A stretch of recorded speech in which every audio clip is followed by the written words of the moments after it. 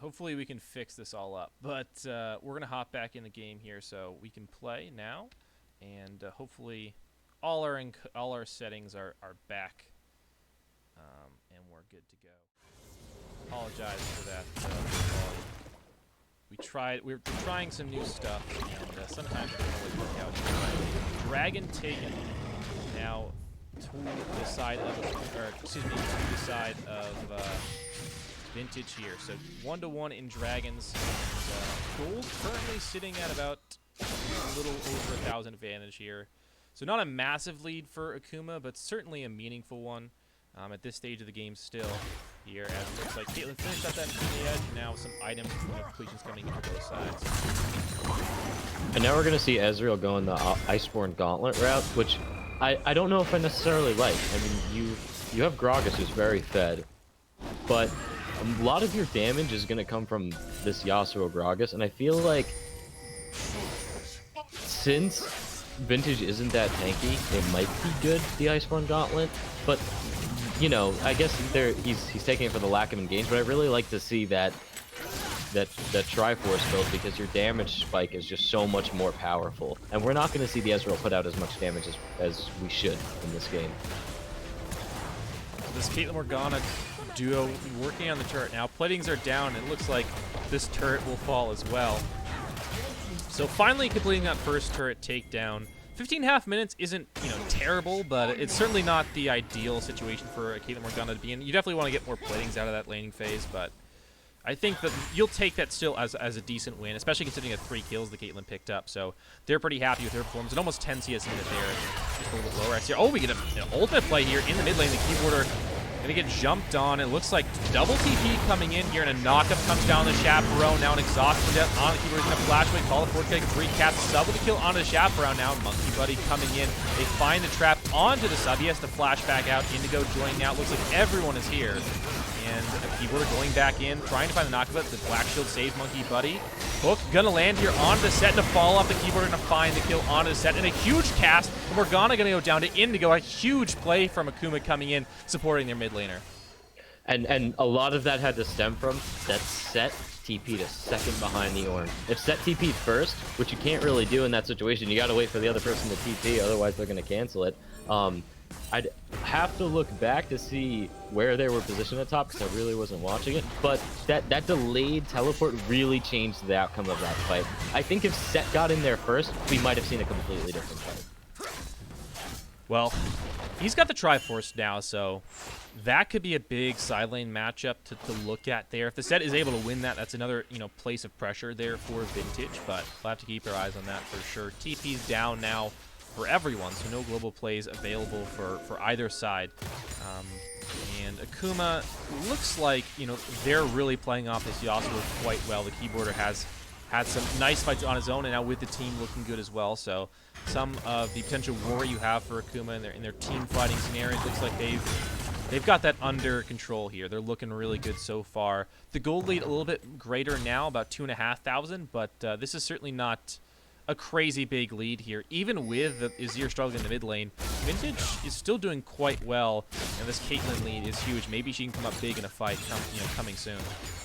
I feel like what Vintage needs to do in this situation now is, instead of pressing the go button and all going in on one thing, I feel like they just need to sit back a little bit. They outrange Akuma by... Akuma's got 1 rage champion at Ezreal.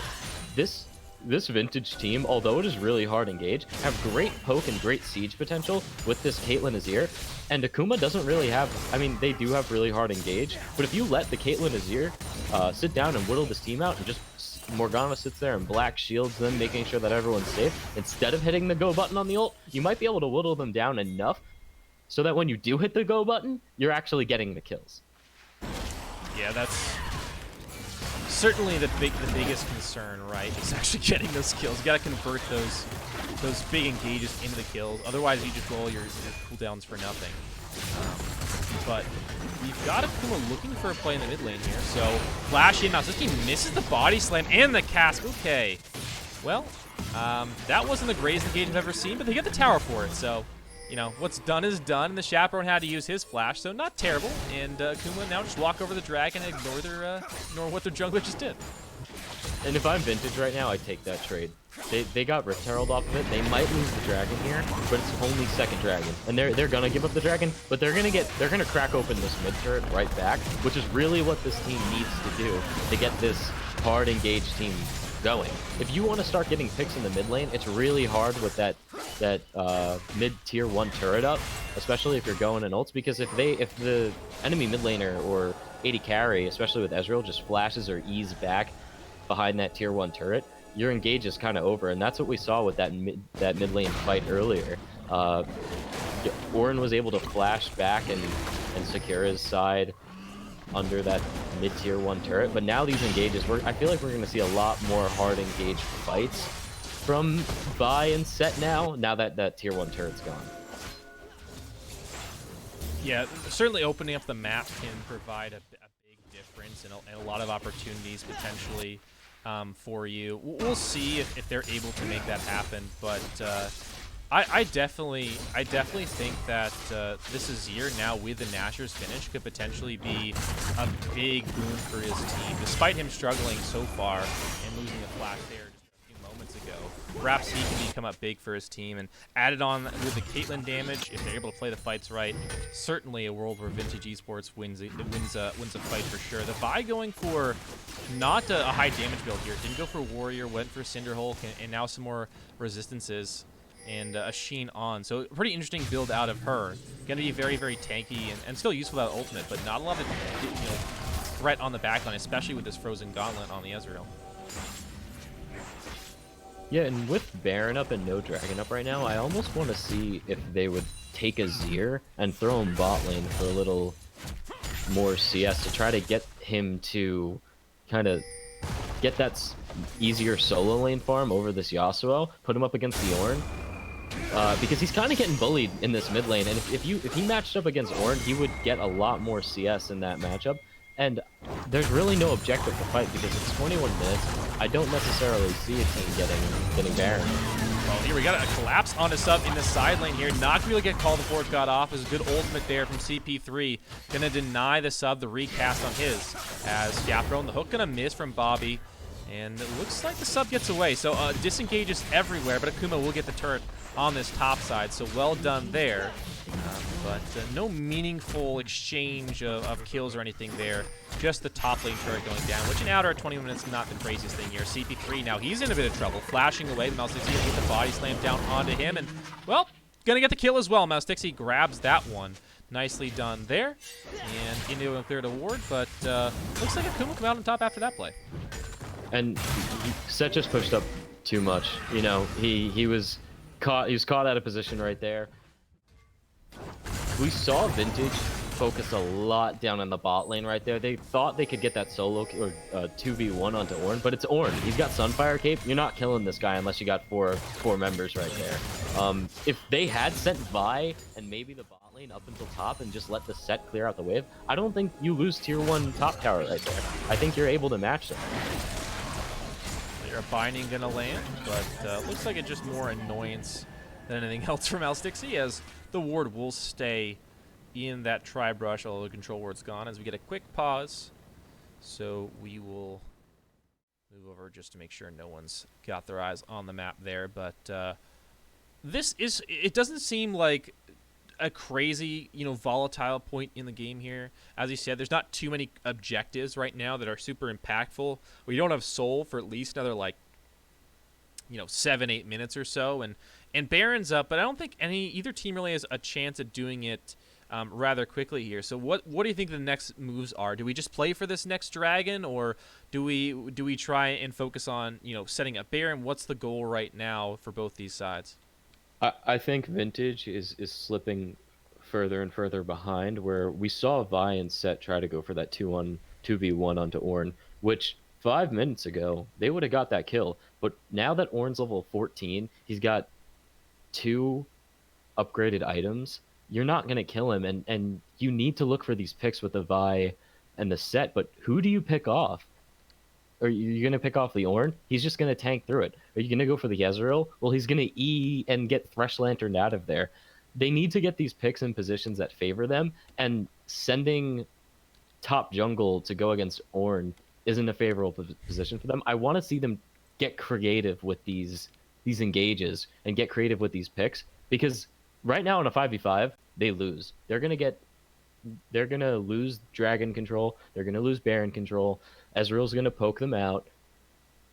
They're gonna need to pick somebody off with these ultimates before they full engage on these fights, and that's their win condition right now. Well, and we also saw some introduction of a few items. We saw the Blade of the Ruin King with basically a buff for melee champions on that item. Do you think that's worth looking at for Yasuo? Is that a third item? Because he went double crit to start things off, which is, you know, standard Yasuo. He went Infinity Edge, Static Shiv. Do you think it's worth going for Blade of the Ruin King as a third item or at some point in the build, or is it not really worth it for Yasuo specifically?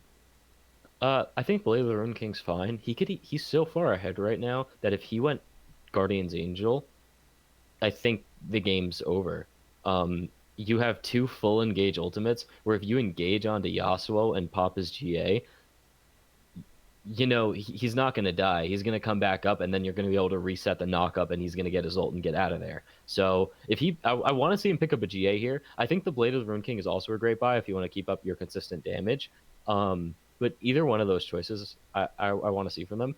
Another thing to point out is that Ezreal fully stacked his Muramana, and if he had gotten Triforce right now with the 2 kills that he picked up, I think he would have enough gold to have it, and he would be at an even bigger power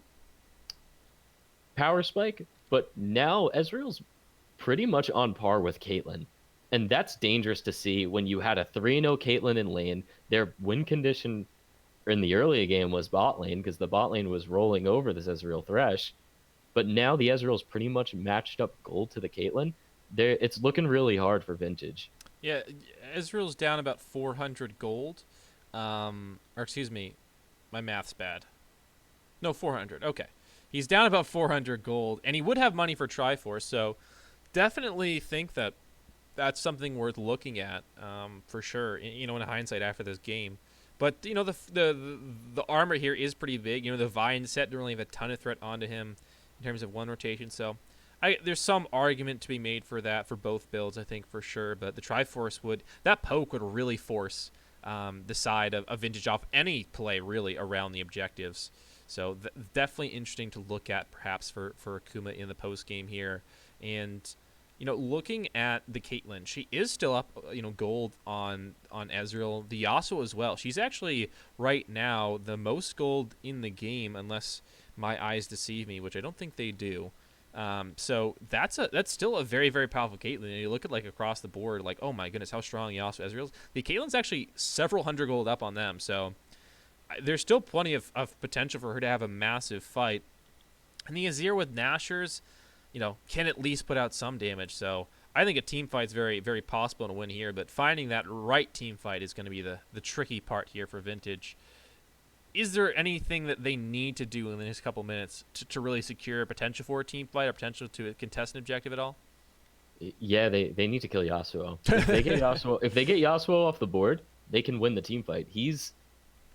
But how do you kill the Yasuo when you've got the Gragas, Thresh, and Ornn to back him up? If you engage on him and they just CC your team, where's the follow-up? You got to catch this guy out of position. And if he slips out of position, it's going to be really good, because what's the Ornn, Gragas, Thresh, Ezreal composition without Yasuo?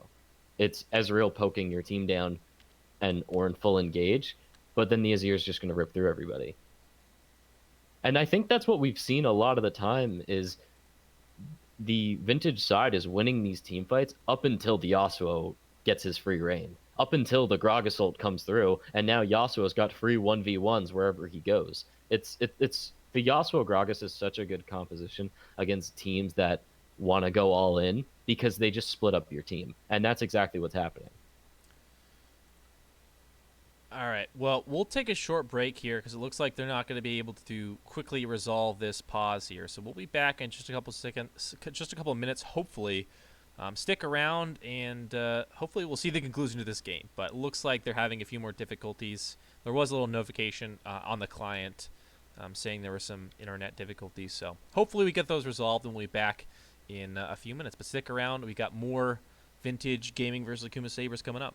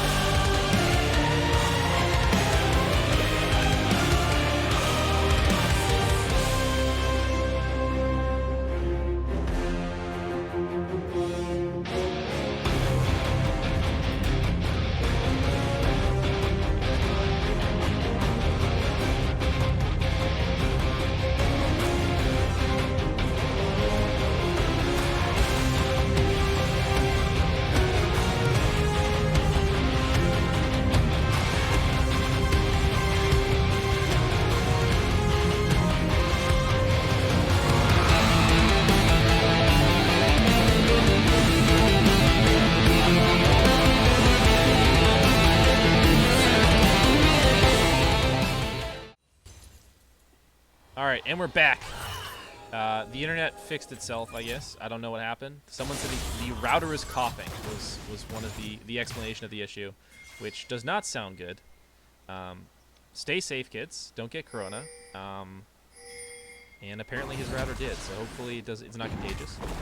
But we're back, and now we have that very scary Yasuo we kept talking about for like several minutes in a row, and a very scary supporting cast as well. So let's see if Akuma can make it happen, or if maybe Vintage can come back in this one, because they still got that Caitlyn.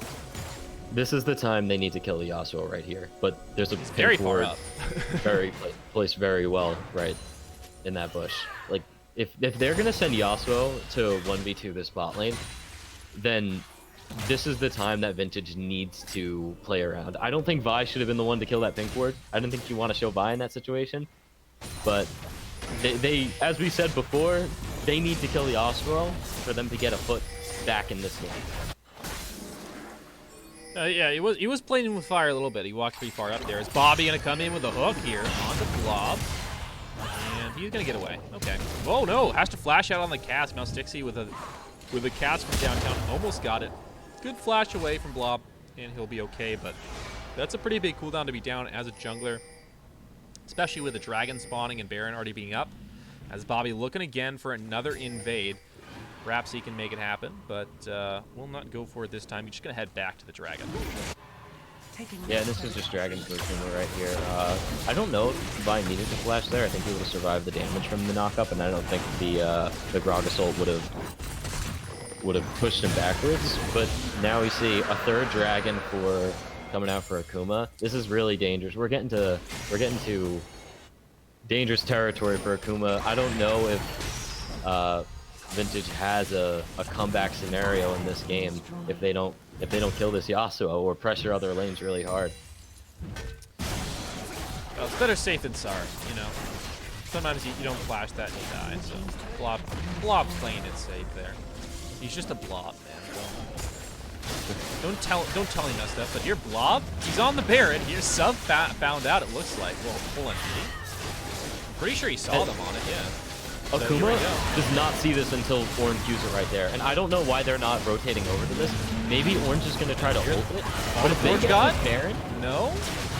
Smite's going to come down, they get it, so a surprise Baron take there from the side of Vintage Gaming. You didn't see a comeback scenario, they saw it. They're going to take the Baron just under the noses of Akuma. Sub was there, but everyone was so far on the other side of the map, Akuma can't stop it, Baron over. Under the noses of Akuma and under the noses of me, but this is their way back into this game. Yasuo Ezreal cannot kill Baroned up minions. Well, Yasuo better than Ezreal, but Ezreal can't kill Baroned up minions. You don't do enough like AoE consistent damage to kill them that fast, and this is just gonna let Azir power farm. These waves are gonna soak in, and they just need to turtle. Here we go, a team fight breaking out, and already Azir with a shutdown. One kill back here, a 1-for-1 trade so far. Looks like a disengage may come through, but Akuma trying to run away. A flash out from Bobby to help Indigo get a bit farther out. So it looks like a successful disengage from Akuma, but a 1-for-1 trade isn't ideal. You definitely would have liked a little bit more out of that one, you know, considering you are ahead in gold and you just lost the Baron. So jungler for jungler, I think you're actually happy with that, honestly, if you're the side of Vintage at the moment, as long as they can keep Baron pressure up. I think you're very happy with that. You got a shutdown on Gragas on Azir, who needs to get snowballing, and they walk away with that. They walk away with a flash burn on Thresh, and their summoners up for this next fight if they hold and wait till respawns. If you're getting more gold on this Azir, you're doing well, and that's still a positive Baron play for this. And I don't necessarily think we're gonna see a huge Baron power play coming out from this. I think it's mostly just to shelter them and let them turtle and let them catch up. And this gold differential is closing a little bit throughout this Baron power play. They could certainly. They just picked up the top side outer turret, and I think if they go down mid lane or down bot lane, they could probably pick up an inner as well. They're not really actively pushing out here, but I think you're right. They're just playing it safe. I just think if you went aggressive here, you can maybe pick up a turret, and it might be worth the try. But then again, you walk into Akuma, they kill you, you lose Baron, and then it's like, well, that was a mistake, and we just lost the game. So I'm just a bit of a greedy player sometimes. When we see these Ornn items coming out, I just want to point out we got the Ornned up Zanya's Hourglass coming in for Mouse Dixie, and the Ornned up IE, and now Ezreal went the route of the Blade of the Rune King, which is great because now he's got an Ornned up item too. This is a huge power spike that you don't really see going into these next fights. Nice hook from Bobby, gonna stop Blob from charging forward there. The also getting this push down, we'll pick up a turret there in the bot side. Orange trying to deal with a wave in the bot side. We'll be able to, you know, pull that wave a bit here as Call the Forge God gonna come in. The knockup comes through from the sub onto 2.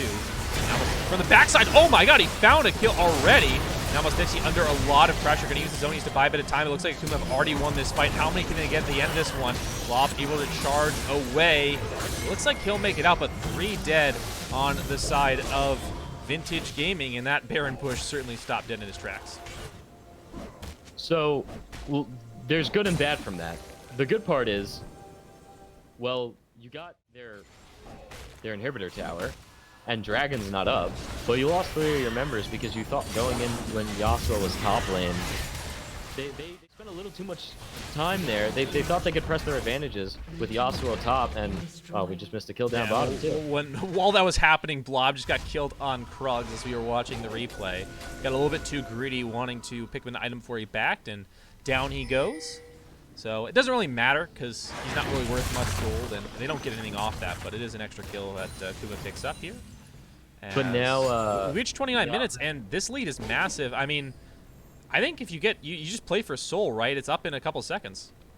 Yeah, they get Soul off that kill. If Blob Kelso didn't die there, I think you could have fought for Soul.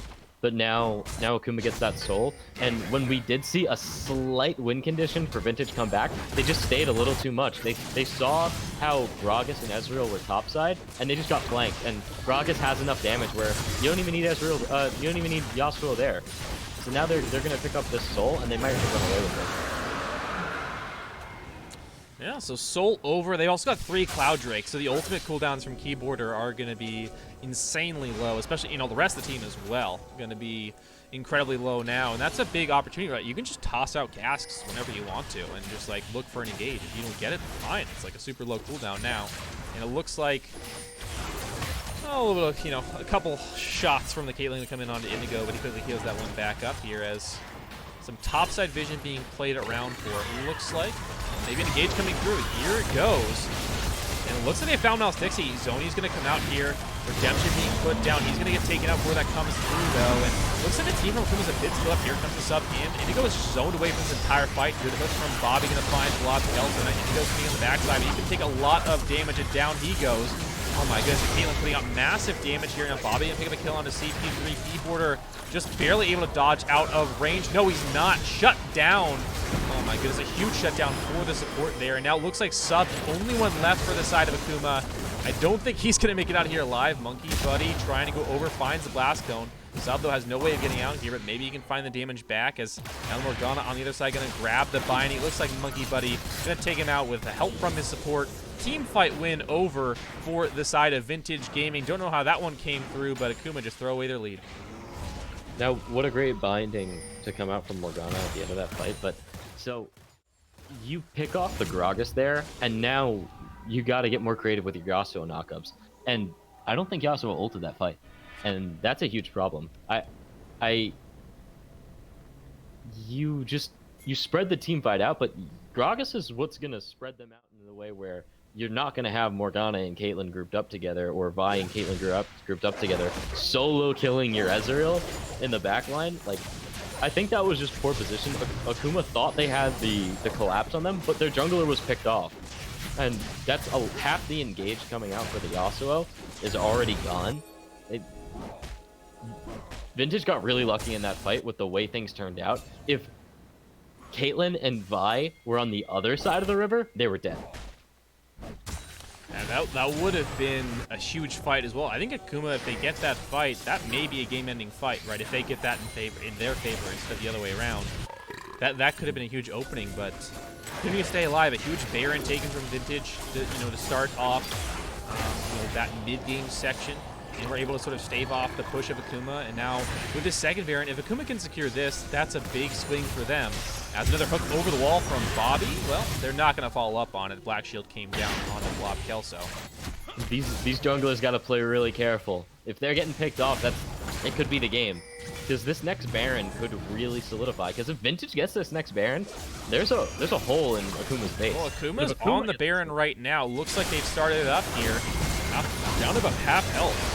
Looks like there may be a commitment. Sets down on the bots. It has TP, but he's currently completing the split push. Baron going to go over Smite. Gragas gets it. No engage just yet. Call the Force God sent through. Not going to find any engage for Akuma. And Set still split pushing now, looking for the enemy base. He's on the inhib towers right now. He's sent to try and stop the minion wave in the mid lane while the rest back. And it looks like that push from Set will be repelled, and Baron over to Akuma. They kind of gave that Baron up for an inner tower, which I don't necessarily know if I agree with. But I also don't know if Set being there changes that Baron. I still think that if you fight Akuma 5-on-5, you lose. And they were just grouped and ready to take that Baron. If Akuma stays 5v5, they win. But look, they're getting picked off again right here. Well, they're able to get out. It looks like the pick-off not going to come through just yet. As back's going to come through from Vintage. And now with the Baron, Akuma can push in. The last fight was won, but again, it came off the back of a very weird setup. on the side of Akuma. And as you said earlier, Yasuo just didn't even get his ultimate off. So, sure, if they're able to replicate that, then, you know, good news for Vintage. But that team fight setup is going to be really hard to find once again. We'll see if they're able to do it.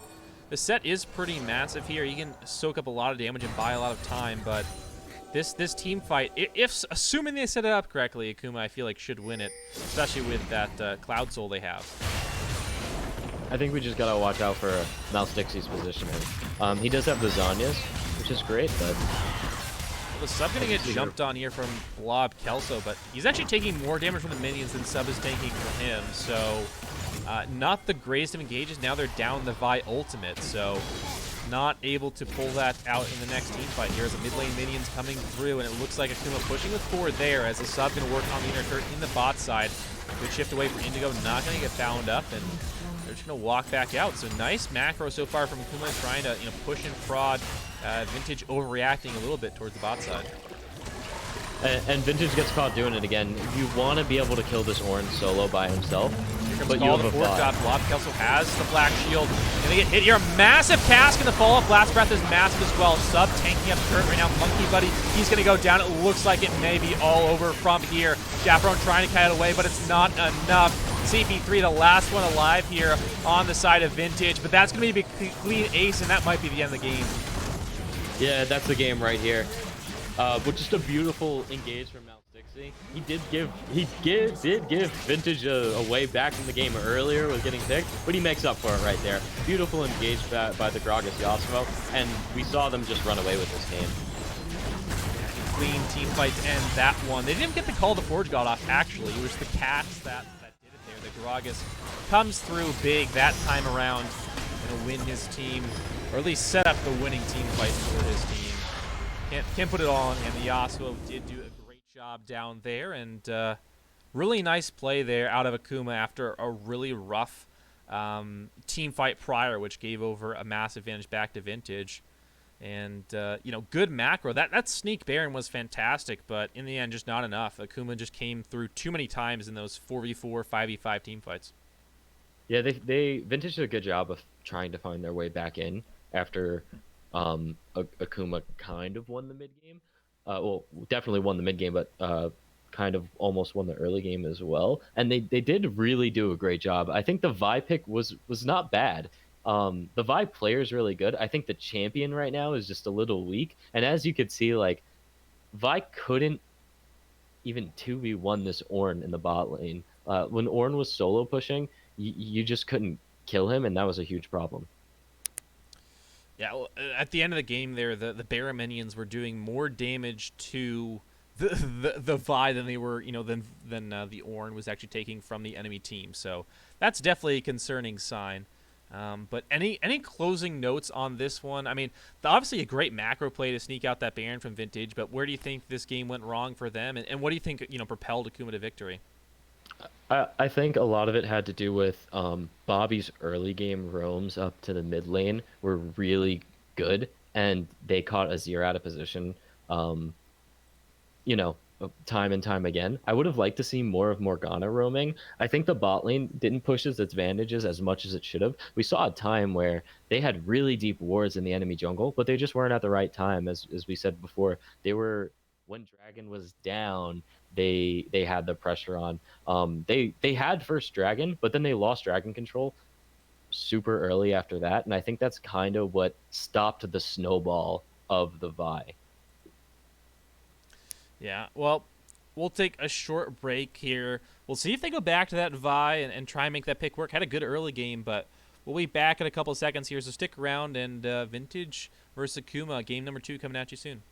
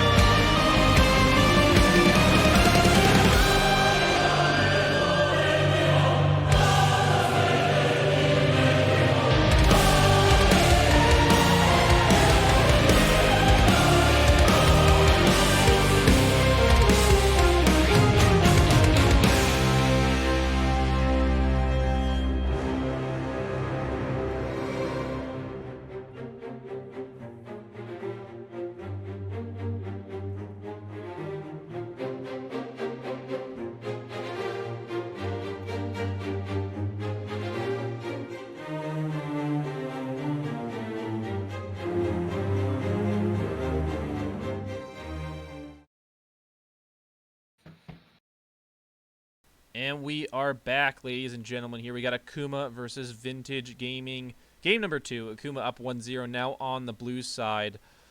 And a really exciting game 1. Lots of fighting for us. Very, very happy about that. None of this lull state pro league shenanigans. We get down and dirty all the time here in the Sugar Free League. And looks like we're going to have a similar ban phase as we did in game. It's actually the exact same except for the Gragas. So a slight change there on Vintage Gaming side.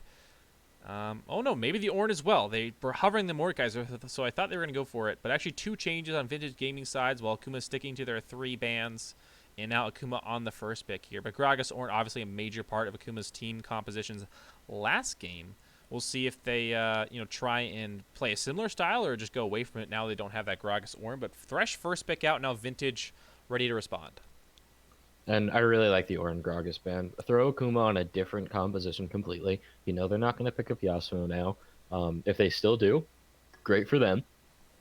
And maybe you could even still play your Vi. You know it worked in the early game, but let's see what they pick up. Maybe they pick up Set again.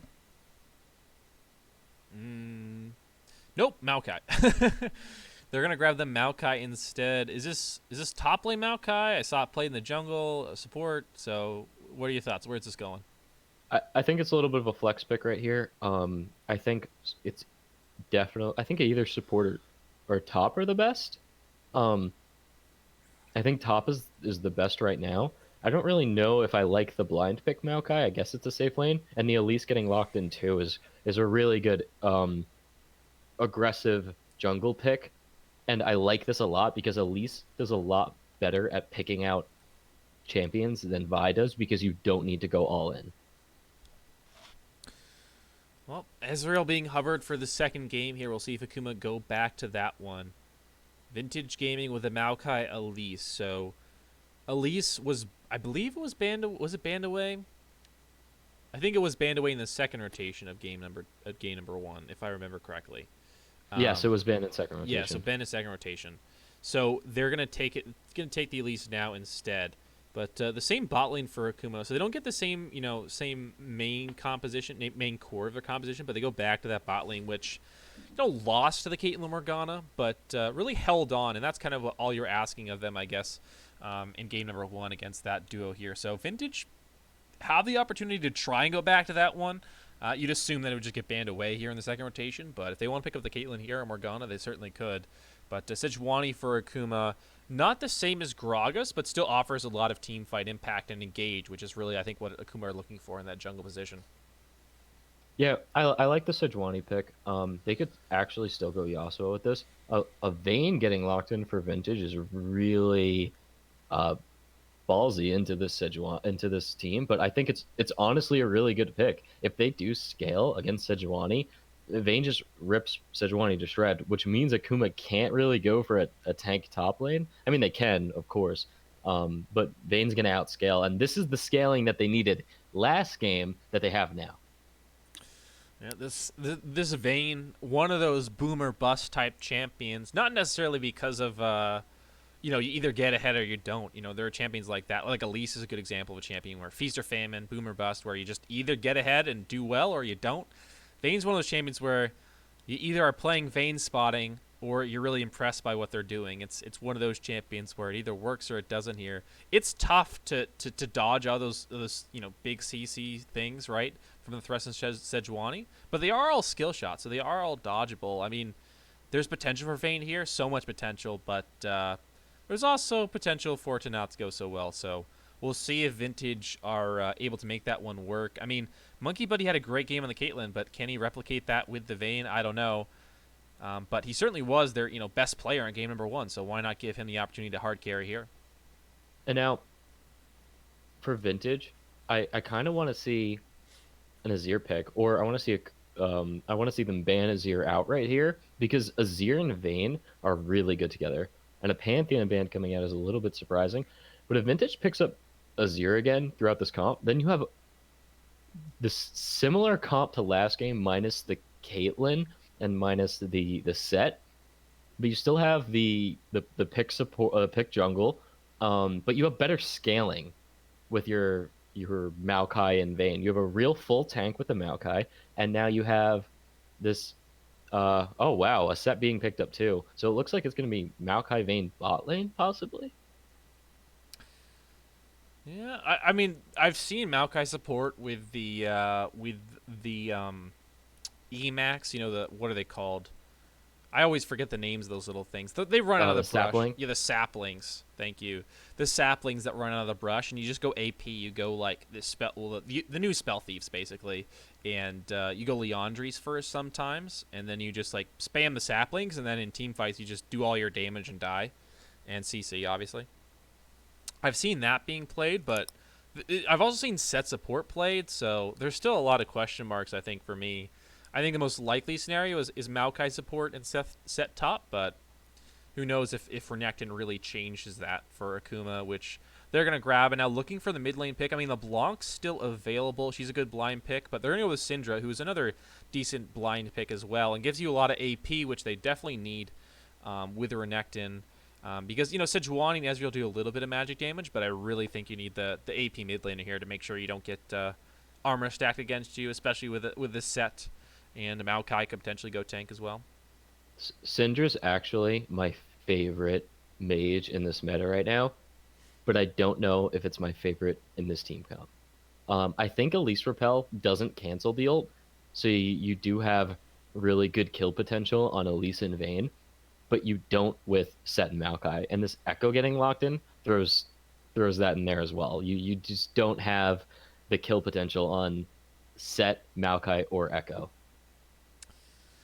Yeah, but the Vayne, though, is still under a lot of threat. I mean, she can get Hex Drinker, but to me, if the Syndra all she does is stun a couple people and kill the Vayne, that's more than enough in this composition. So it's maybe not the best pick ever, but she still has a role, I think, in killing the Vayne. But if she doesn't do that, then you're right. I think she's pretty useless if she doesn't do that. So, but you know, based on the way they've drafted, maybe killing a Vayne is all you need.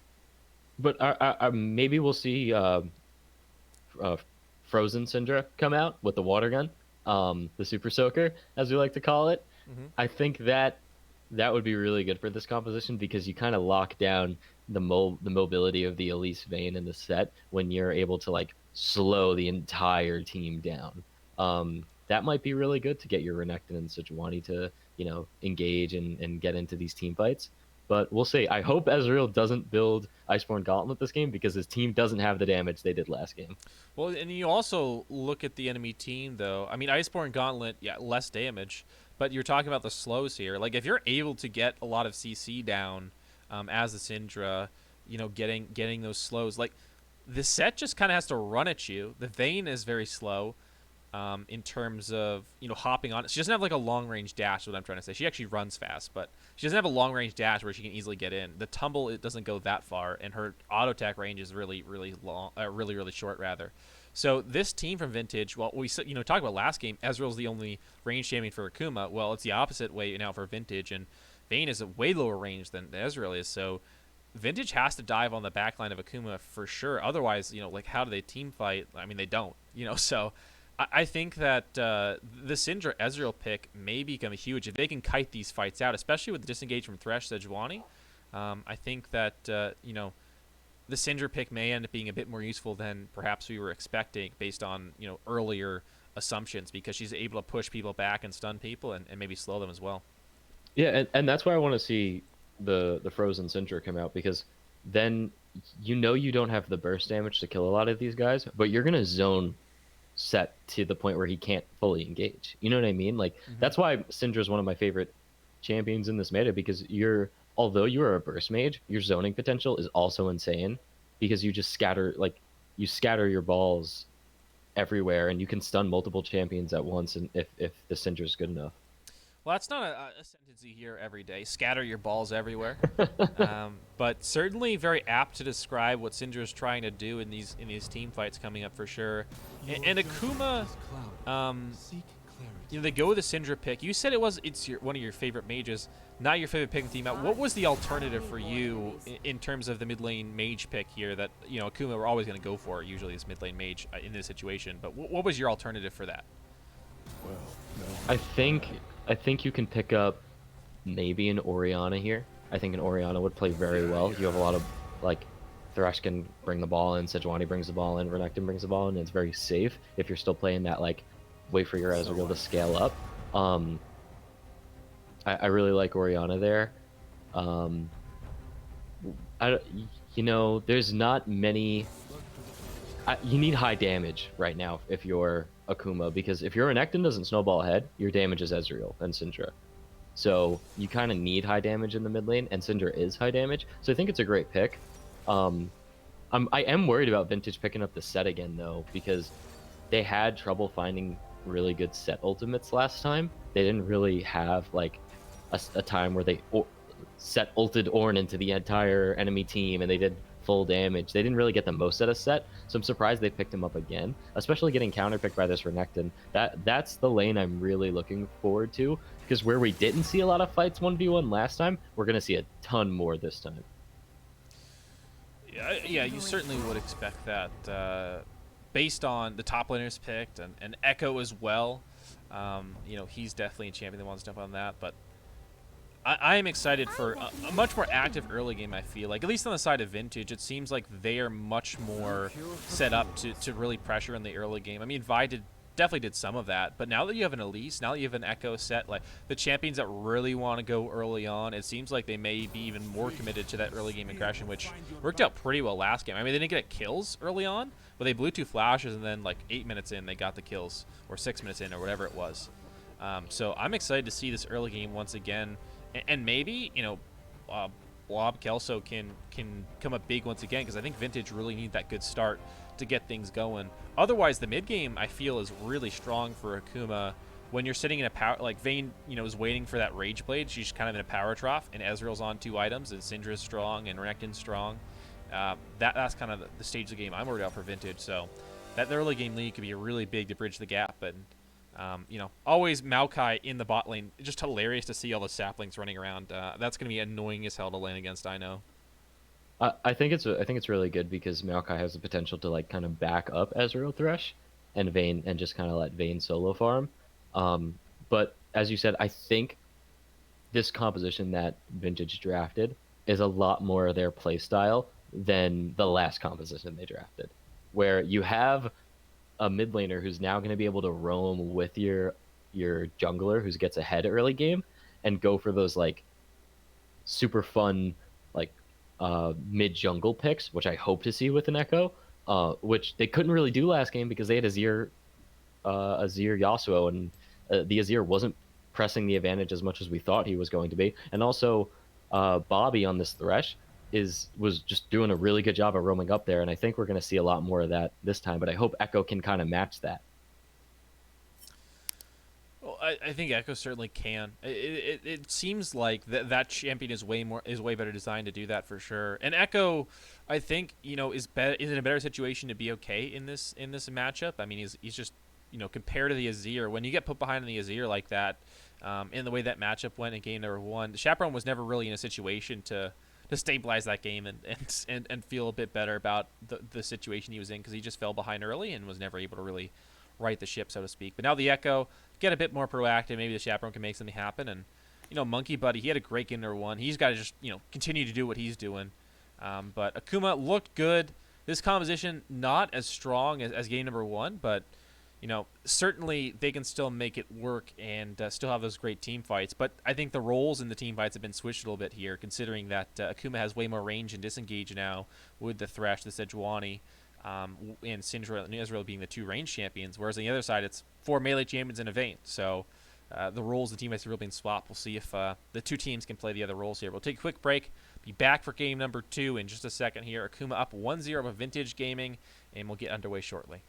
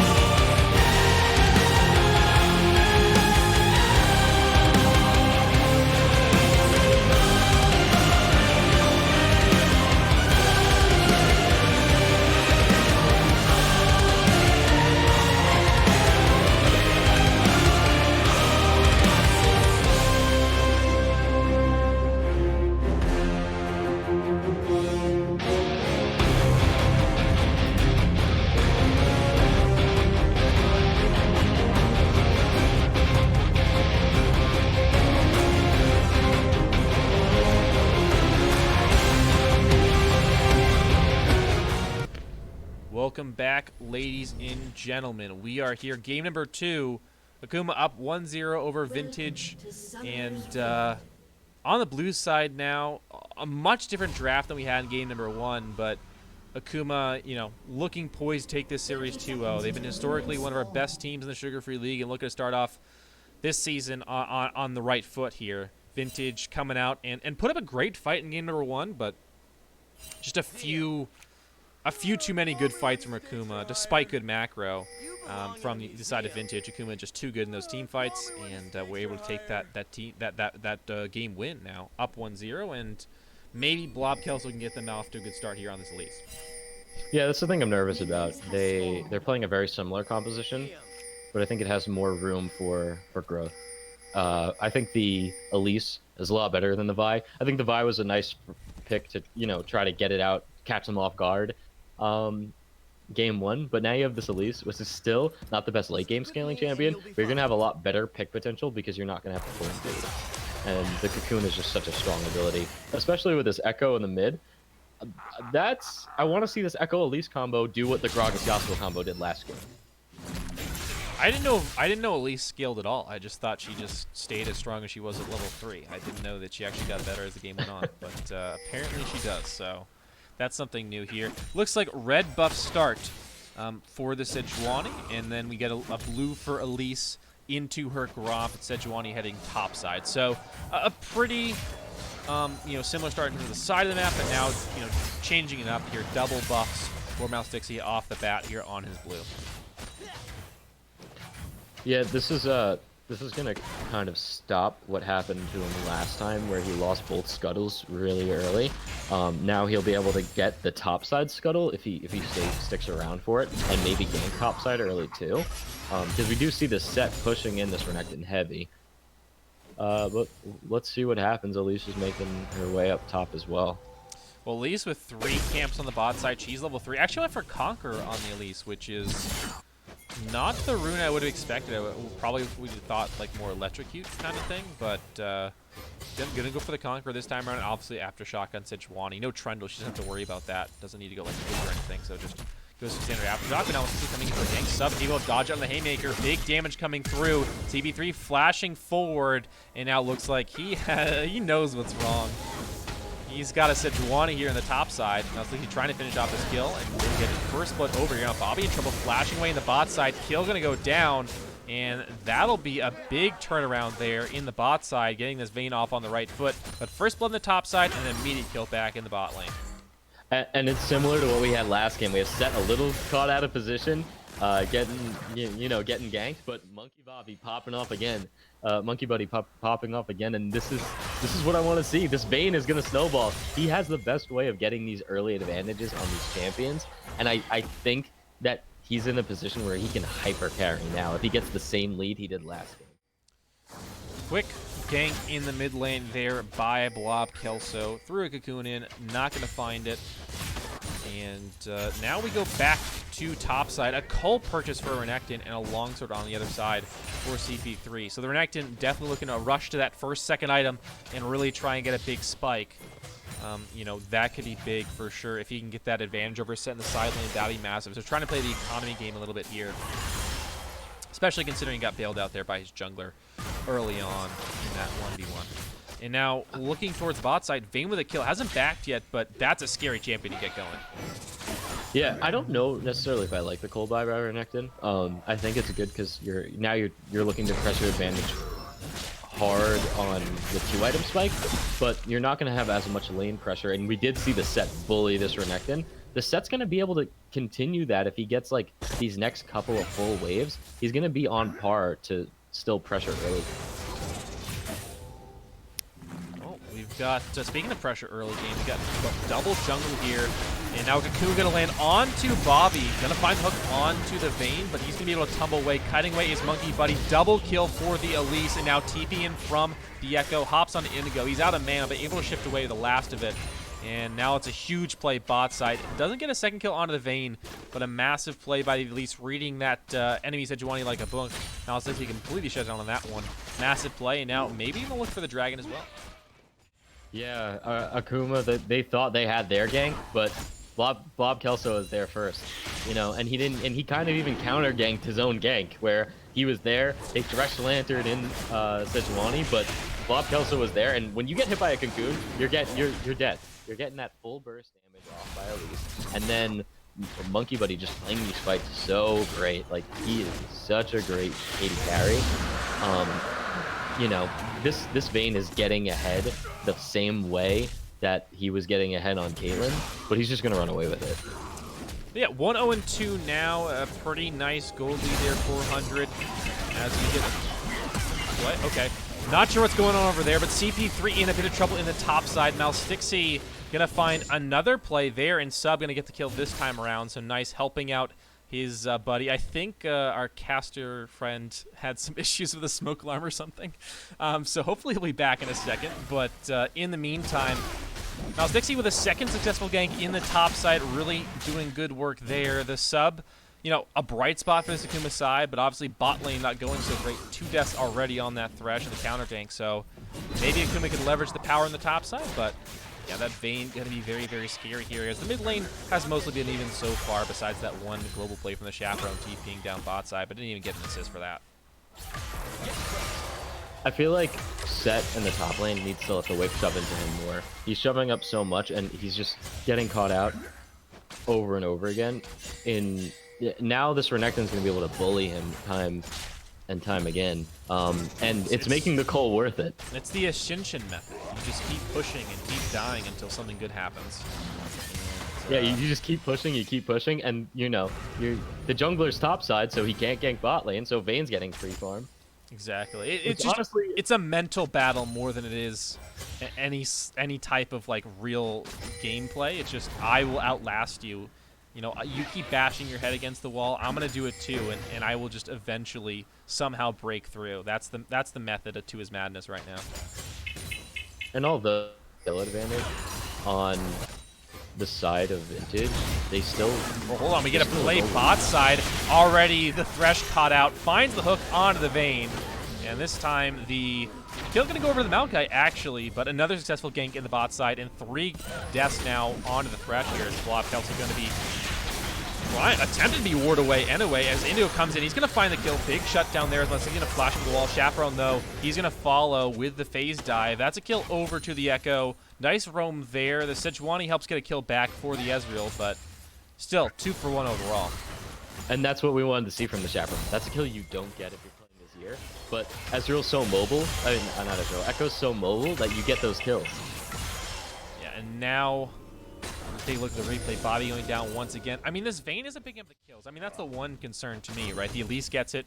You don't really want, you maybe want, like, you know, a couple kills on the Elise, but you really don't want to stack it onto her, because she's not the one who's going to win you the game most of the time. You know, she's not going to carry you to victory. You got to get that gold onto the Vayne. And while she is up gold on her opponent right now, it's not a lot.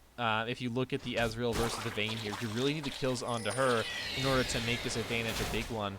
Or a meaningful one, rather, for Vintage. Yeah, these early kills on Elise are really helping Elise, but as you said, you do want the kills on the Vayne, and you want this Vayne to be able to snowball. Let's see what Bobby's doing with another roll. Great hook by Bobby. Predicts the juke from Chaperone. No mana left to Chaperone for him to ult. Perhaps they can find him, but Champion heals here, but Bobby gonna come in, and with the help from the keyboarder, they grab the kill. Nicely done. Find the kill onto the enemy inlaner, and Maokai not able to save his teammate here as Bobby caught in the brush. Cocoon gonna land from the flash from Blob here, as now Bobby gonna go down. Blob Kelso with his 3rd kill of the game.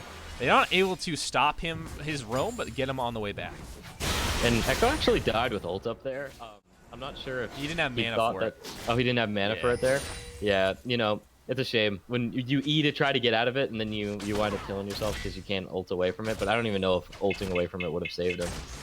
Yeah, I mean, well, maybe, but I think not. And even if he had the mana, like, it's just like, I think there wasn't really a way for him to get out, you know, even if he had the mana, so... I think saving the cooldown, honestly, is even if he had the mana, like, arguable. Maybe that is the play. Yeah. And now, with the ult, they can maybe make a play. You've got Dragon spawning soon.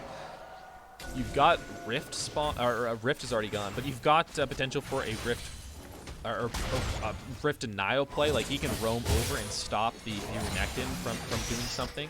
So the Echo having ult, for the potential for a roam or for play, around an objective can be big here. As he comes down bot side once again, which is not going to result in anything here, but may get the priority on the Dragon. And this is a similar situation where we saw last game on the side of Akuma, where you're losing their early game, but you're still up in gold, and that's actually really good for them, which means that their scaling comp still might scale. But I don't think they have the same scaling that they had last game because they have Renekton. Hold on, we got a dive coming through in the top side, and he's dead. That went pretty quickly. And they're going to summon the Riptail here as well. TP available for the Echo in just a second, but I think this turret's down. This is going to be first turret for Akuma with full platings up.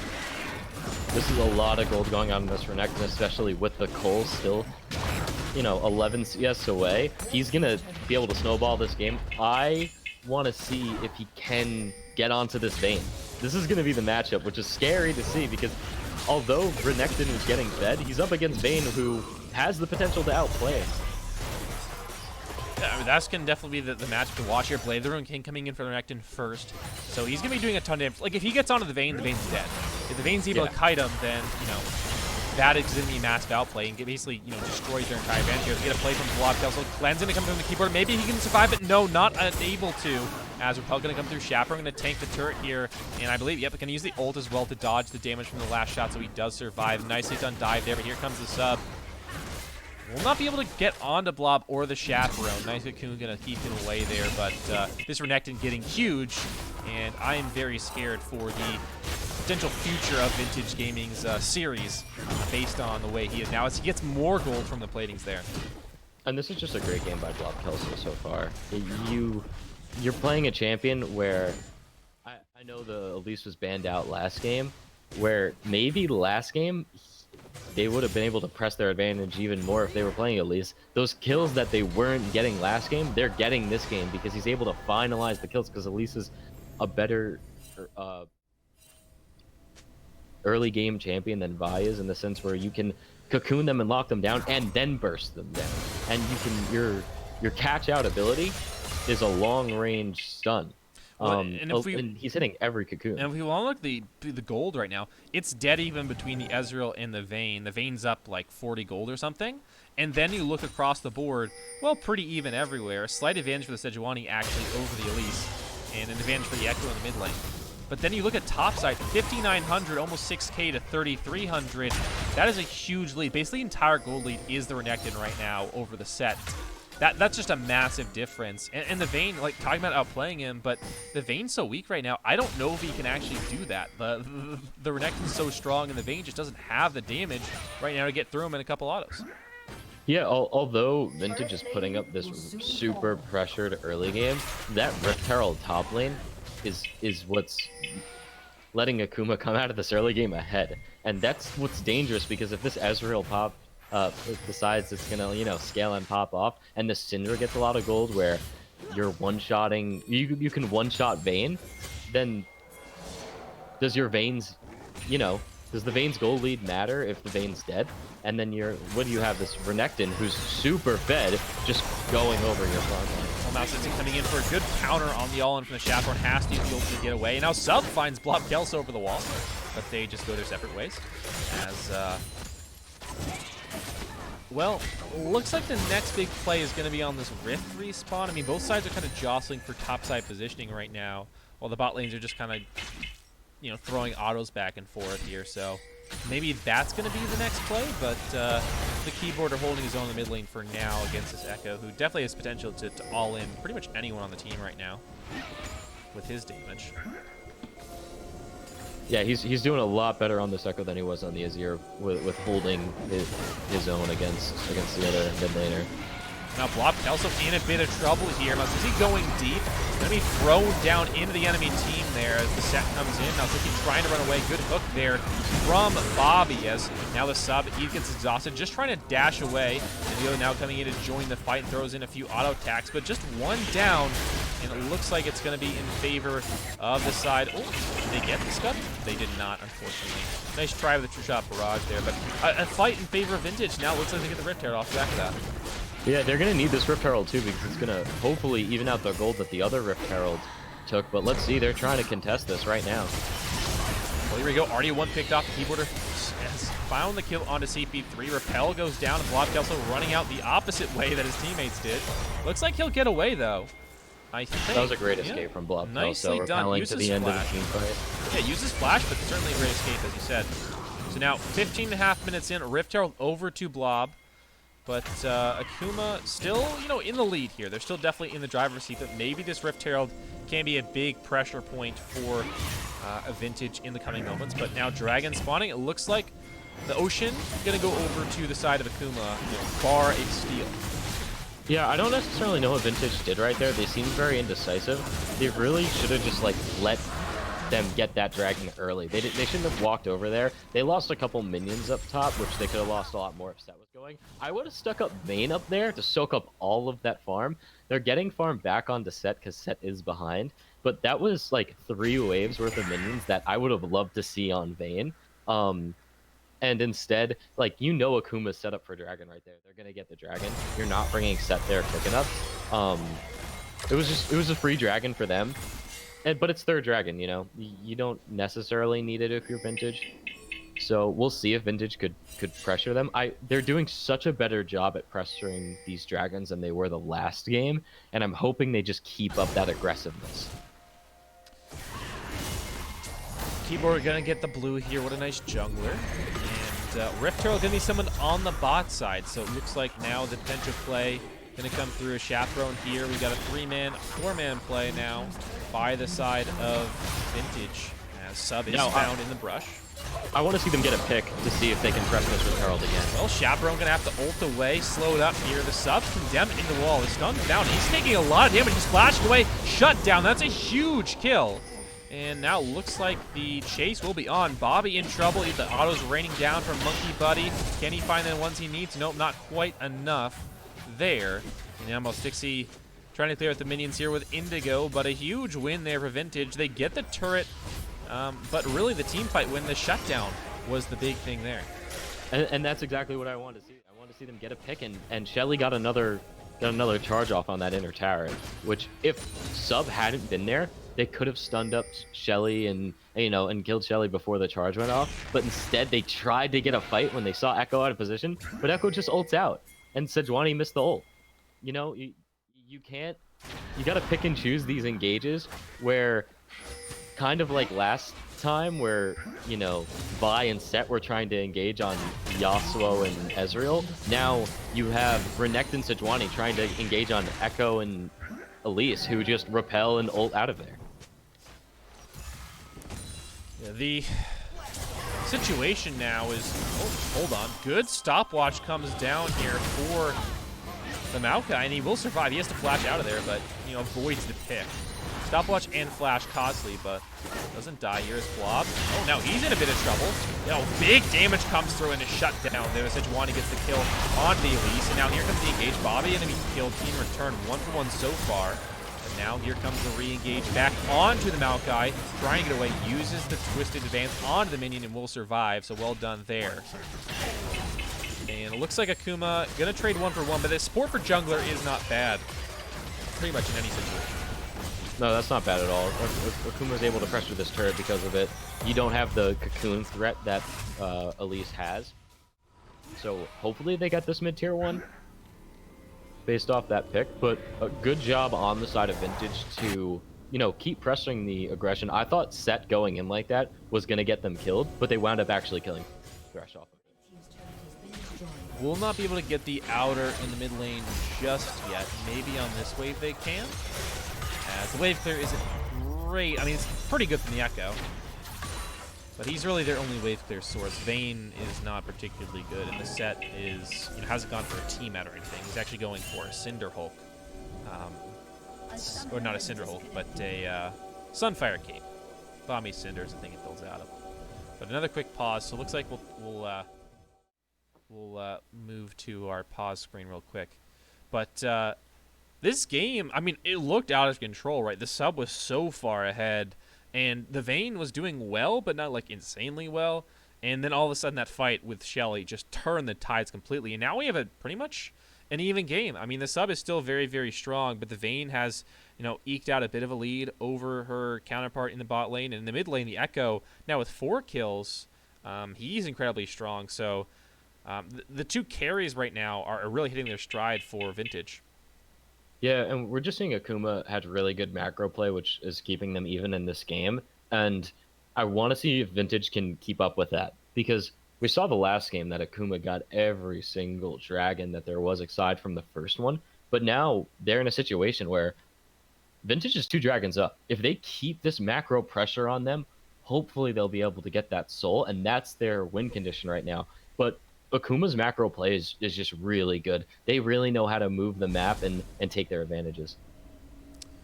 Well, back in game now. Looks like the issues have been resolved. There's a quick problem with the keyboard, so that's all good now.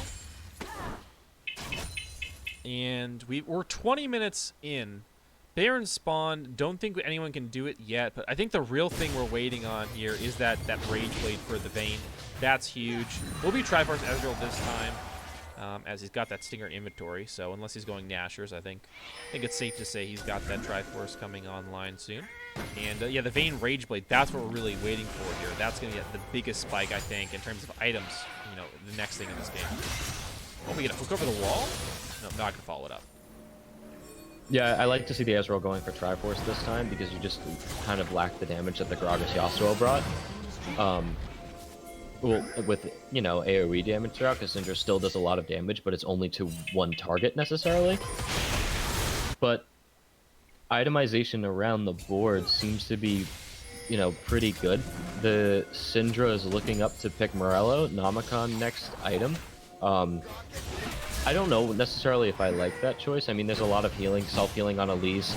Maokai does a ton of self-healing as well, and Vayne with the Blade of the Rune King too. Hold on, the fight starting off. TP coming in.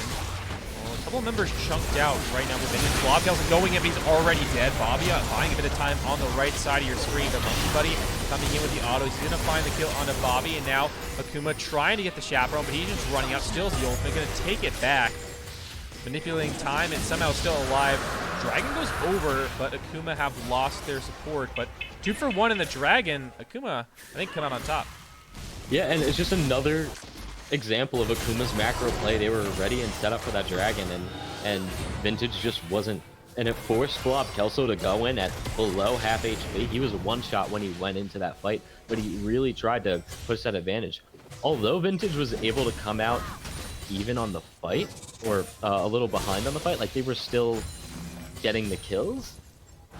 They had already lost Dragon. They should have just given it up and went for something else, but what else was there to go? It was a bad engage on their part. They weren't all on the same side. You had Blob Kelso flashing in for a cocoon to try to make something of it, but I feel like they should have waited, let them gotten the Dragon, and when the team pulls out, then you hit that last minute cocoon on somebody. Because you know that Akuma's already set up to get the Dragon.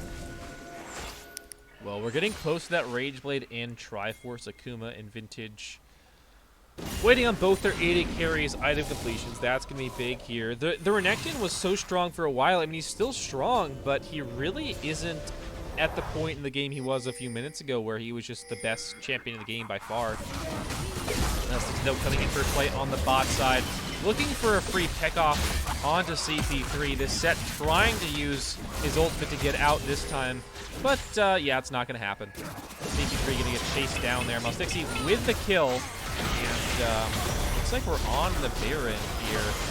Blob Kelso has started this up with the rest of Vintage. And now, maybe once again, Vintage are able to sneak a Baron. They take this Baron fast, but not as fast as they would have. You know, they had a Rage Blade, or they had a Zero on the team, so Akuma's definitely going to be able to get here. Let's see if Vintage is able to take it, and they are. Now they got to get out of this pit here. Chaperone going to hop over. Looks like everyone... No, hold on, Mastixi with the engage. Tony's going to be dropped down, but this port going to fall for Vintage. Blob Kelso also going to fall here. Big pickoffs, but now double Baron recall. 2 members will get out alive, but that's all. Chaperone and Monkey Buddy survive. The rest of their team, not so lucky. Now, that's worth in the sense where you lost your top laner over it, but it's not worth because you got pecked out coming out of the fight. Akuma was able, this time they were able to collapse. They didn't just let the Baron go for free. And now you have Baron on only 2 members because Set didn't get the Baron because Set was dead. And you had 2 members die off of it. So I don't know if that's necessarily worth it. But we'll see what they can do. If they can even, you know, press past to these inner turrets with the Baron now. They're going to need to still go for picks. They can't just straight up shove waves because their wave clears Echo, Vayne, and maybe a little bit of Elise. Yeah, the Vayne doesn't wave clear too well. I mean, their best wave, when your best wave clear champion is Echo, I think that doesn't bode well for you. That's, you know, that's what I'll say about that. And that's the reason why they're having trouble with this wave control right now, and they've lost 2 of their inner turrets. We haven't seen Vintage push an inner turret yet this game. They were close with Rift Herald. Rift Herald got the charge off, but they weren't able to shove the wave in to push the turret, and they need to get picks before they can do that. But Akuma is just playing the map so well where they're grouped up a lot of the time, and they're not letting them get these picks. Well, we've got a more even game at 25 than I think game number 1, but Akuma is in the lead once again here. This time it's not the same margin, but about 2,500 is still a sizable lead at this stage of the game. No Ornn to make that number kind of deceitful. Sometimes when you have an Ornn in the game, the goal lead is really quite a bit more than it says, but this time around, not going to be the case here. Still massive item completions right now. Stoneplate and the Warmogs for the Sejuani. She's very, very hard to kill. Of course, you got the Triforce coming in and that completed transformed Mirror Mana for Indigo on the Ezreal. So, and I very really big like items. What Vintage is doing right now, which is kind of what I wanted them to do last time, is putting the mid laner to split push up against against their top laner. Because the Set's not going to win those battles, but Echo can get out, and Echo can kill turrets just as fast as Set can.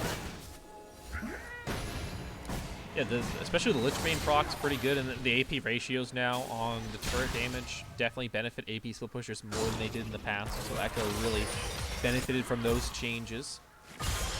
And looks like, you know, Sub and the Chaperone are just sort of pushing at an impasse. Neither one really getting an advantage here or there. It's just, you know, even. As TP coming through from both the Renekton and the Echo here, the fight's going to be started off. CP3 goes in and gets immediately hooked, and now he's going to get taken down to the Haymaker to buy a bit of time, and now he's down. Keyboarder trying to kite backwards. A big scatter the weak stun, and now the hook going to land from Bobby. Looks like, oh my goodness, the jungler and the support dead. It's a good stopwatch going to buy a bit of time for the Chaperone here, and Blobkelso able to get out. Monkey Buddy alive still, so 3 members for Vintage, as well as 3 members leaving this up. Oh no, make it 2-on-3. Indigo with a kill. He's continuing to charge forward. Monkey Buddy coming back.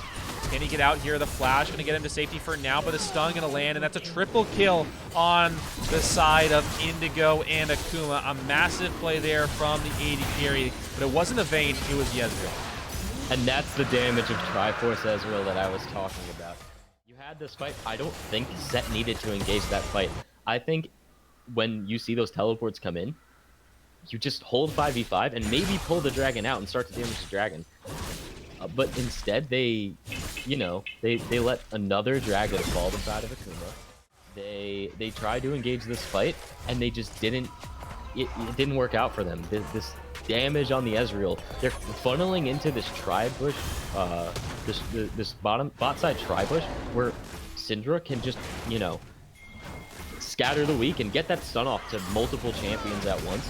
And, you know, I think the Vayne needs more space, and the Set and the Echo and the Elise needed more space in that fight than funneling into that tri-bush. I think when you're on the side of Akuma, you kind of want that funnel into you because you can hit your AoE abilities off, but Vintage didn't really have AoE abilities there. They're looking for these scattered fights, and you can't do that funneling into tri-bush. Well, we've got a death cap coming online soon for the Syndra. She needs another like 400-ish gold, and then she'll have that death cap, so that'll be a completion there. But now Akuma looking to sweep the series 2-0. I mean, they have a large advantage here. Baron is up in about 45 seconds. soul point for them is up in about 3.5 minutes on that ocean soul, which is not the best soul in this game for sure, especially considering the enemy team is not like a poke-oriented team, but it's still very, very good. And, you know, they've got really, I mean, whatever they want to do, they can do at this point. They got full map control, and they can either play for soul or the Baron. I mean, that's a great situation to be in. I hope that that Vintage plays for the Soul right here, because they would do really well with Ocean Soul. The other thing, though, to talk about Syndra's build, I really like how Syndra didn't go Melanchon's second item, and instead opted to go for Death Cap, but kept the Oblivion Orb as the spell, the Magic Penetration item, because, you know, Syndra opted to go for Merc Tread instead. Well, flash over. Bobby finds the hook, and it looks like Riverfell going to buy a bit of time here, but it looks like the jungler is dead. Indigo finds the kill on the Elise. Monkey Buddy trying with the autos, but it just isn't enough here. The Bull are going to miss here, and it looks like Monkey Buddy is going to survive the Sejuani ultimate. Going to sail wide. A little bit of X-Smithy there. Chaperone going over the wall. He's going to find the two-man. No, he doesn't actually find the stun. Great flash away. Chaperone able to get out there as he ults backwards, but a huge pick off. Jungler dead, and Akuma looking for Baron. Yeah, if they get the Sabers, they might be able to time it into a little push and then another dragon. This might mean soul for them as well. Maybe Vintage can stop them. They really need to stop here though. It's a 5-on-4. They're going in. Akuma taking a lot of damage from the Baron. That could even up the fight a bit. Monkey Buddy, no ultimate, but has the exhaust. They're going in. A big engage going to come through. CP3 buying a lot of time. Monkey Buddy can't auto. He hasn't autoed anyone yet. CP3, though, with a double kill. He's somehow doing it on this set. Monkey Buddy now coming in, raining down the autos, and it looks like maybe, just maybe, they're going to win it. Vintage win the team fight and now back in the game. That was just such good set and echo play from Vintage. Syndra didn't have her flash up, but set and echo jump in onto the Syndra. They get full damage on her, and when Syndra thinks that she has Echo caught, Echo Zanya's. The second Syndra ults Echo Zanya's, he's still half health, and they just kill her. It was great play because then you get your burst damage out of there. Monkey Buddy can like free auto attack the front line. And get Renekton kind of low out of the fight, and the Thresh and Echo had just Thresh and Ezreal couldn't really do anything because you have Set and Echo breathing down your necks. It was a really good engage from them, and I hope they can keep this up. Now with the Baron, they can push and they can get this dragon, and they still might be able to get Soul. I'm hoping they can, you know, win this next fight, and hopefully this Baron will kind of scare Akuma away. Because then it's going to make the fight for Soul even that much better. Well, we're fighting the topside jungle. Nasixi walking forward here. Now ultimate gets thrown down, but not going to find anyone just yet here as the mid wave trying to be absorbed by Sub there to push it through. Cocoon going to miss from Blob Kelso. It bests the flash. That's a big cooldown to be burned, and they don't find the kill there for it. Hook's gonna land here. They find Blob Kelso once again. He's dead. Here comes the Echo though. Not able to find this done. He has to ult backwards here. This is a big play for Akuma. They've already got the jungler, and now a disengage comes through. They've got Warmog as well. Mastically back to full health soon, and plus the 3 Ocean Dragons. And they were just too hungry for a fight they didn't need to take. Vintage did not need to go on Renekton there, and they split themselves away from the dragon, which gave Akuma free reign to just pull up and clear some wards. And then Blob Kelso got Bobby with this nice direction behind it. Just, you know, opened up the dragon for Akuma, and that's Soul. That's going to be Soul over Akuma. Secure it now, Stixie with this smite, and now no Baron, but they get the Soul, and 4 Ocean Dragons to boot. They did it the biggest way possible. 4 Ocean Dragons plus the Soul.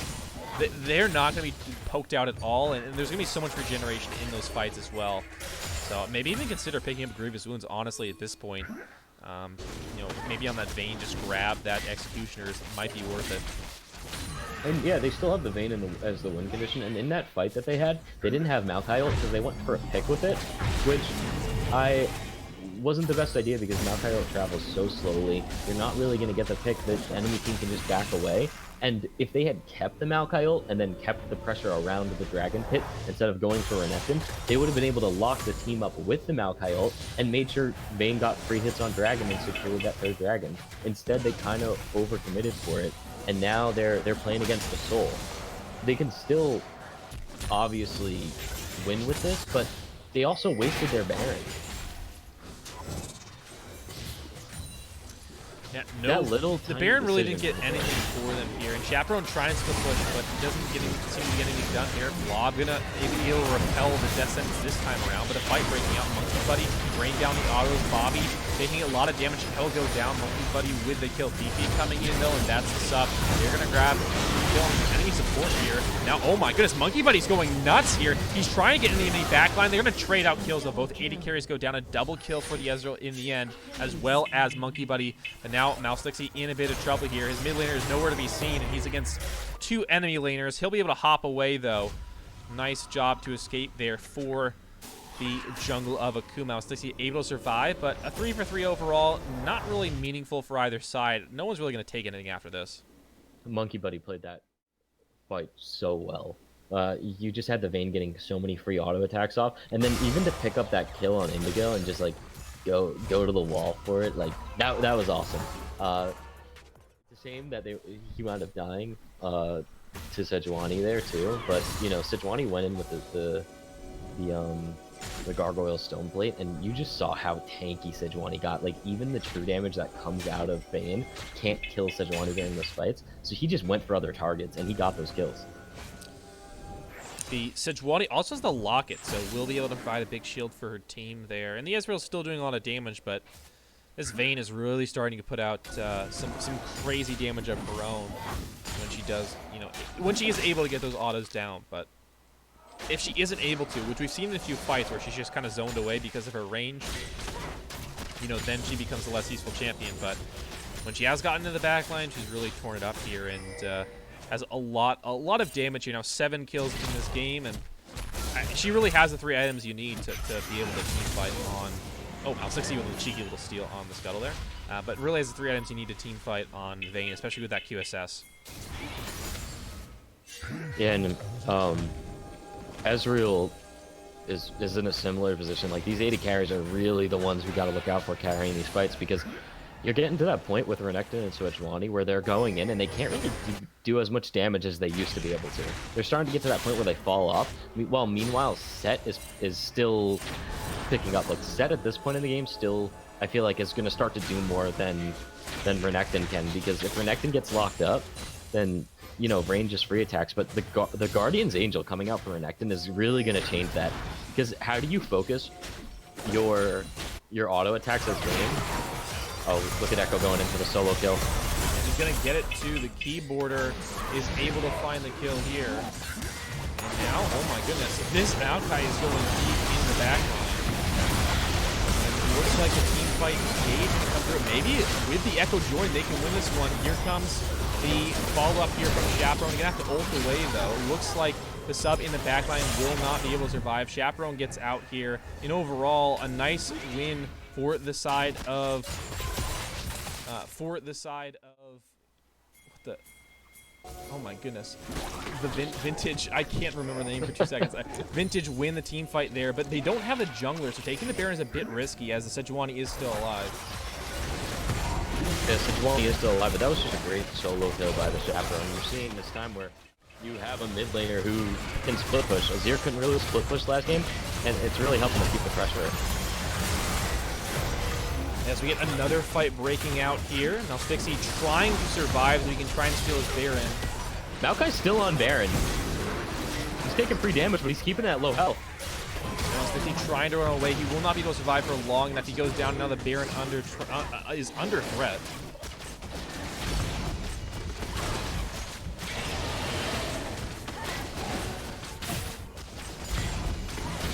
As the Baron going down low, the keyboard are actually going to find a kill here on the enemy support with Monkey Buddy going to secure the Baron. And now with that, they will be able to potentially break open the enemy base here. They've only lost support to 4 Barons left.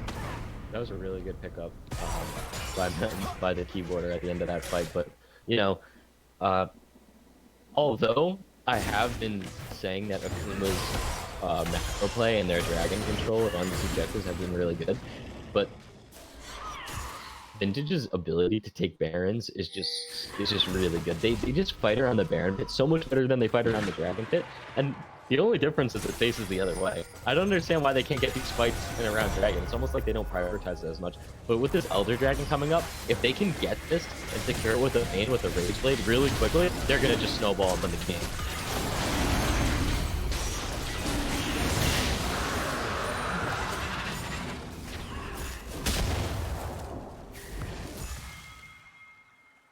And that's a great pickup from them right there. See, now with the Elder Dragon available, they're just going to be able to execute anybody who would survive in fights. And Vayne's going to be able to sustain damage throughout these fights as well. This is looking like a really great win condition for Vintage.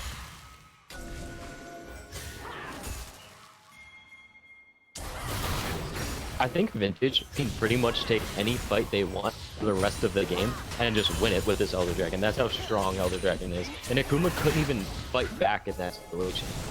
It was just hard. But let's see how they look to engage this next fight with the first flip thing pushing against next to the bot side.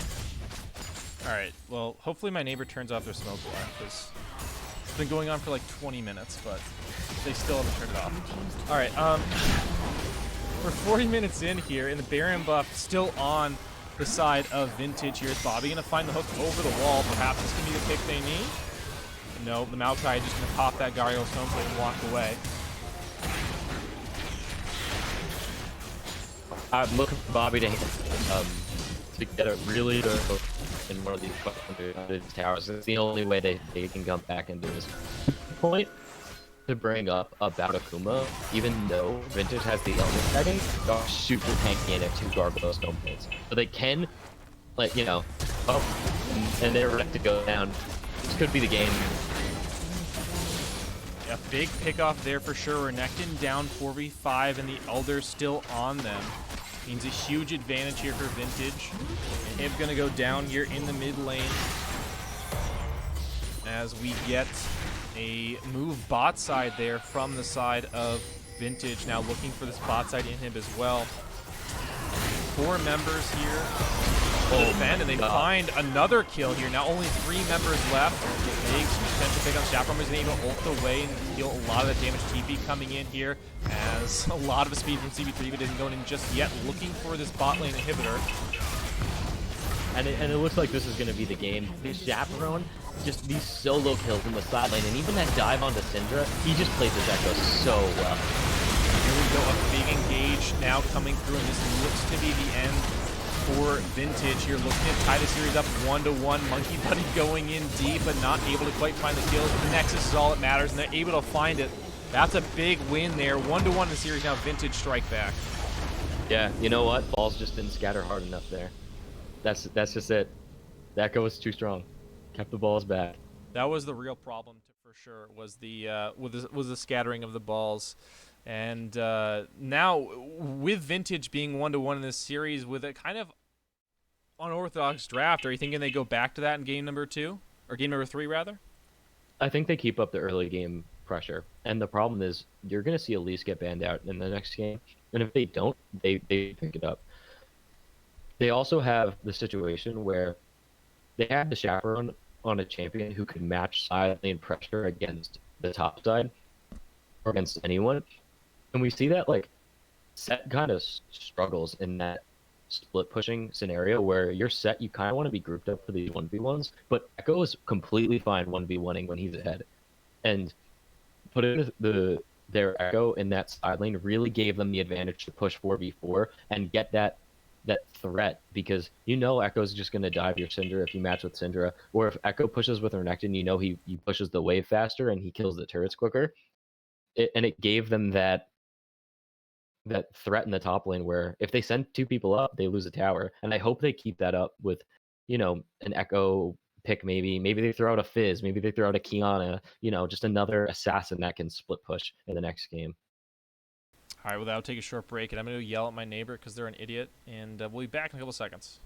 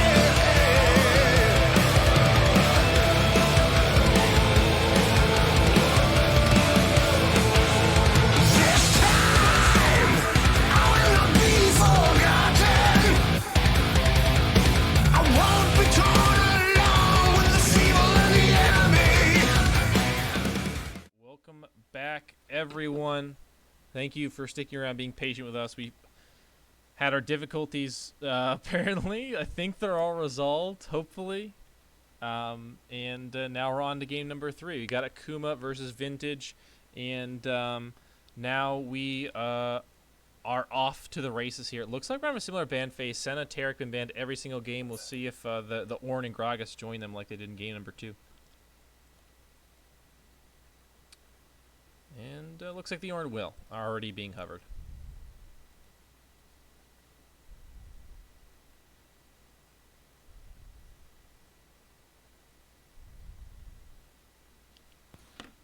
Yeah, the Ornn ban coming out, I like to see. I would like to see the Elise ban coming out for Akuma. I think that they need to ban Elise, but another Zac ban getting dropped. I'm not too sure. I would much rather have them on Zac than Elise.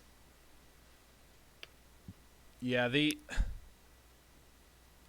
Zac is one of those picks where it's like very impactful in certain situations, but there's so many things you can pick against it to nullify it. The Sejuani, which they've shown, the Thresh, which they've shown. So kind of perplexing a little bit that they decide to take it away. An instant lock for the Gragas. Maybe they're trying to do Gragas Yasuo themselves, but they would need to pick it first. But I still think Gragas is still a good pickup for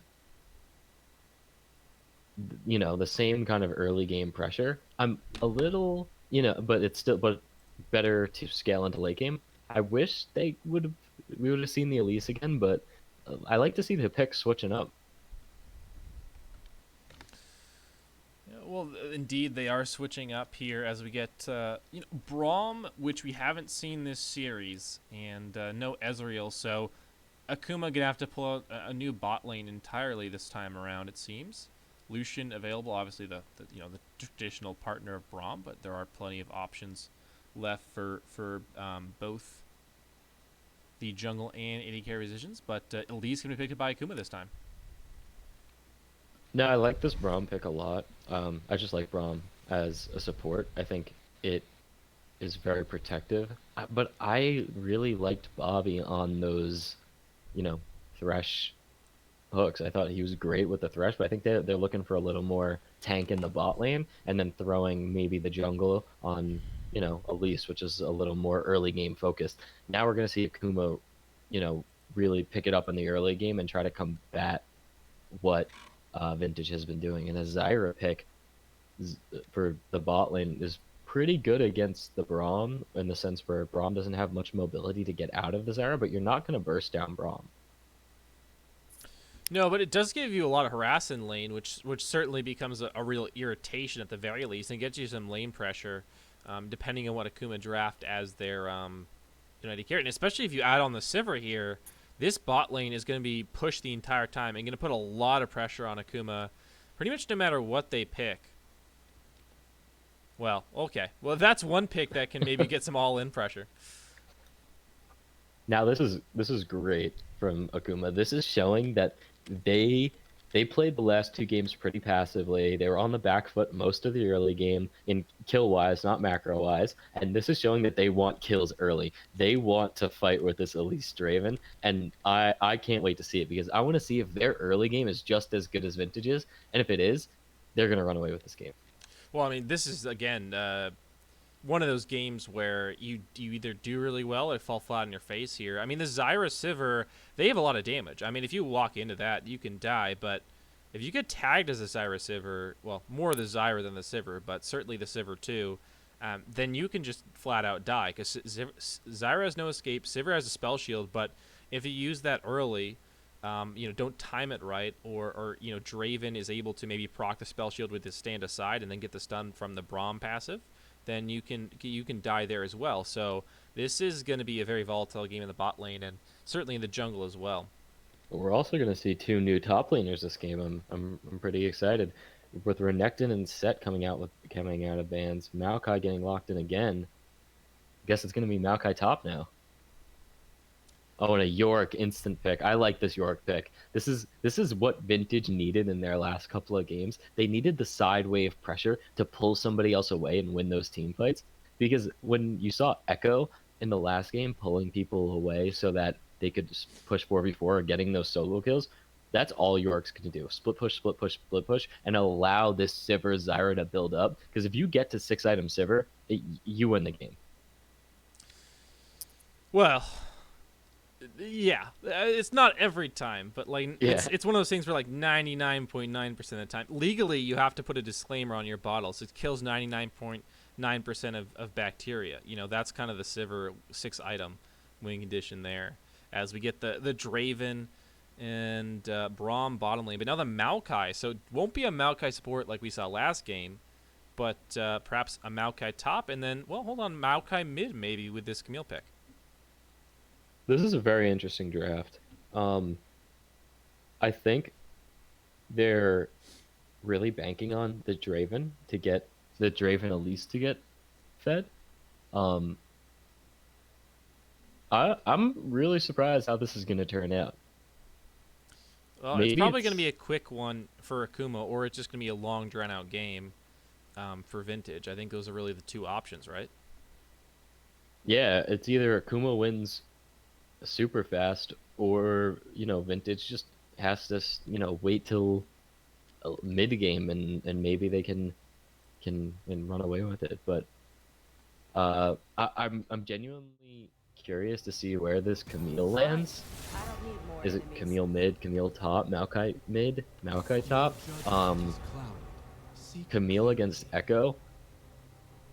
I've never seen a Camille mid before. I think Camille has a hard time in the mid lane because you're really susceptible to ganks, but you can bounce away, and Echo can kind of run you down, especially with a Gragas.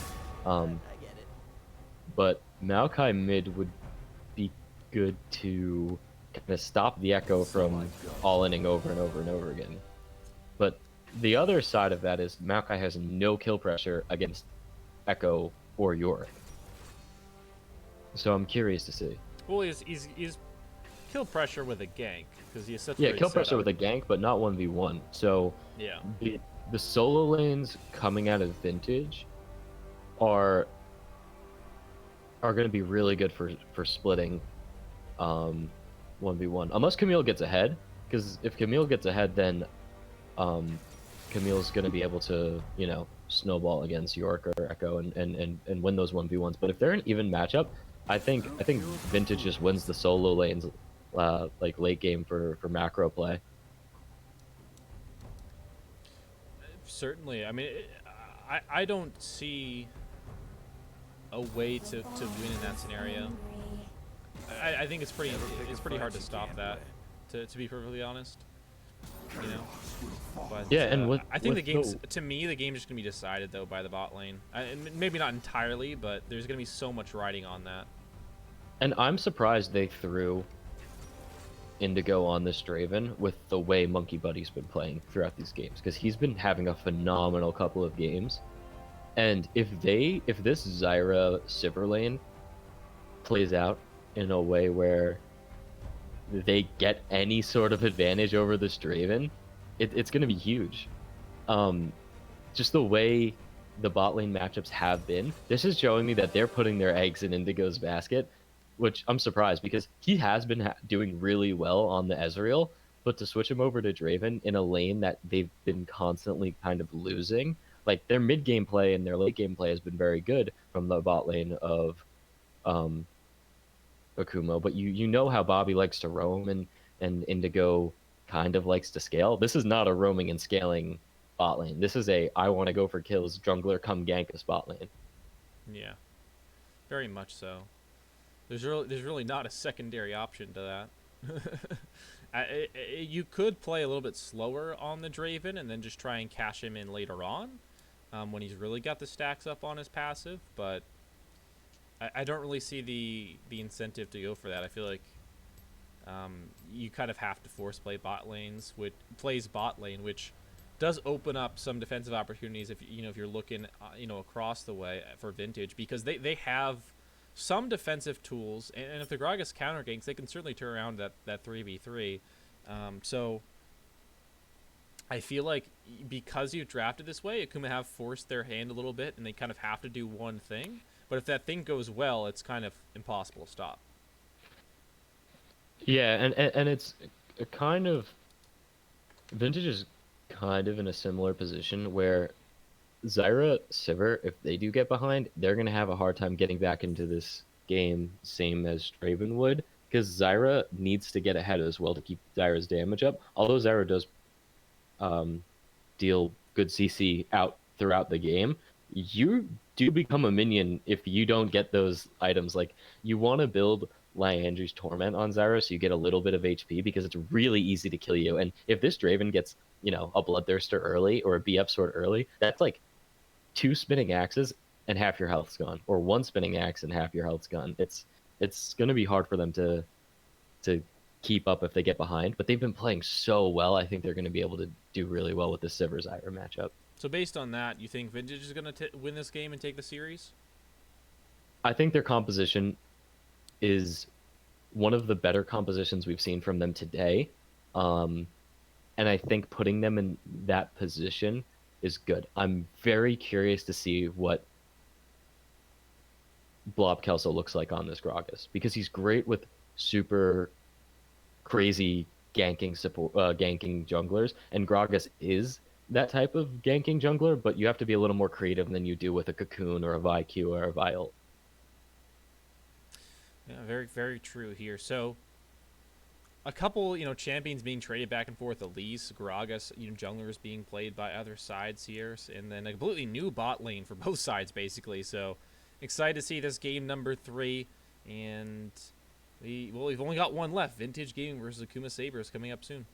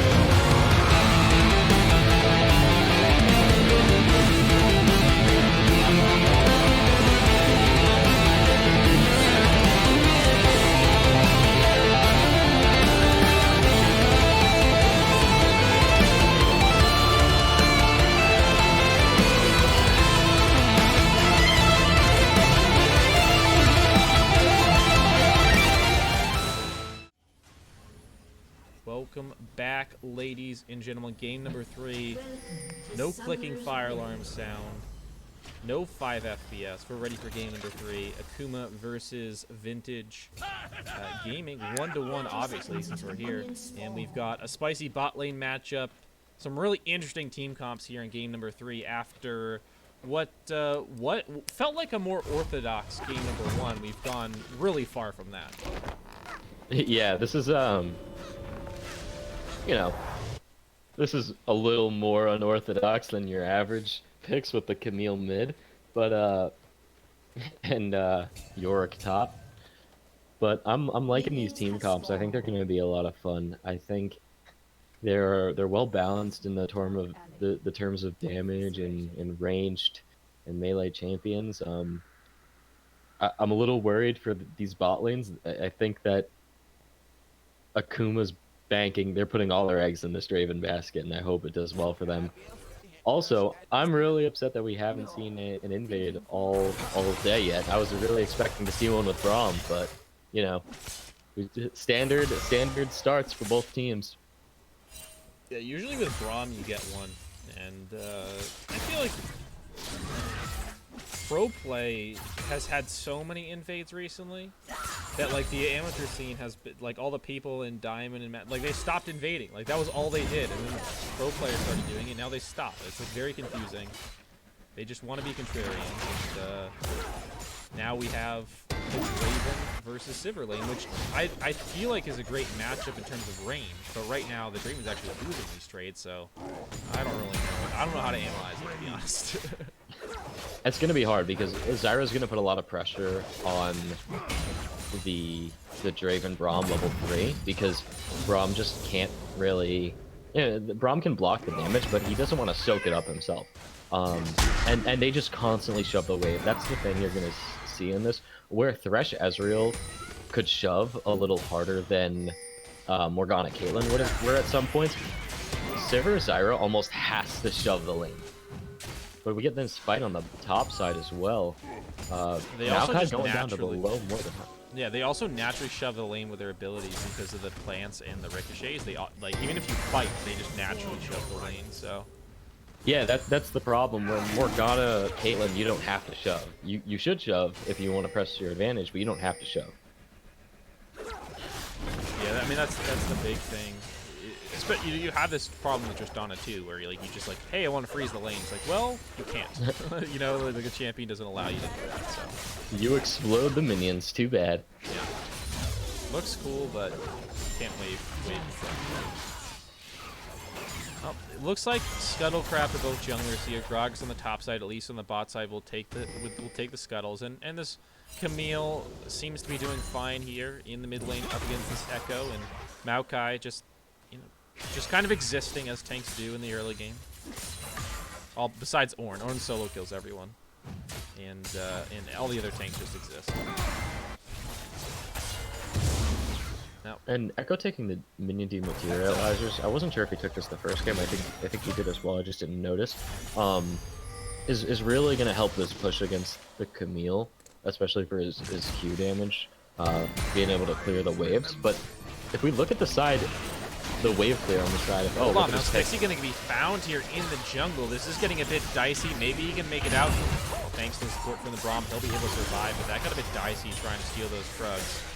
And gets away, but now flashless. He did blow flash. I like to see the aggressive play though. It didn't work out for him. He didn't fully get the Krugs.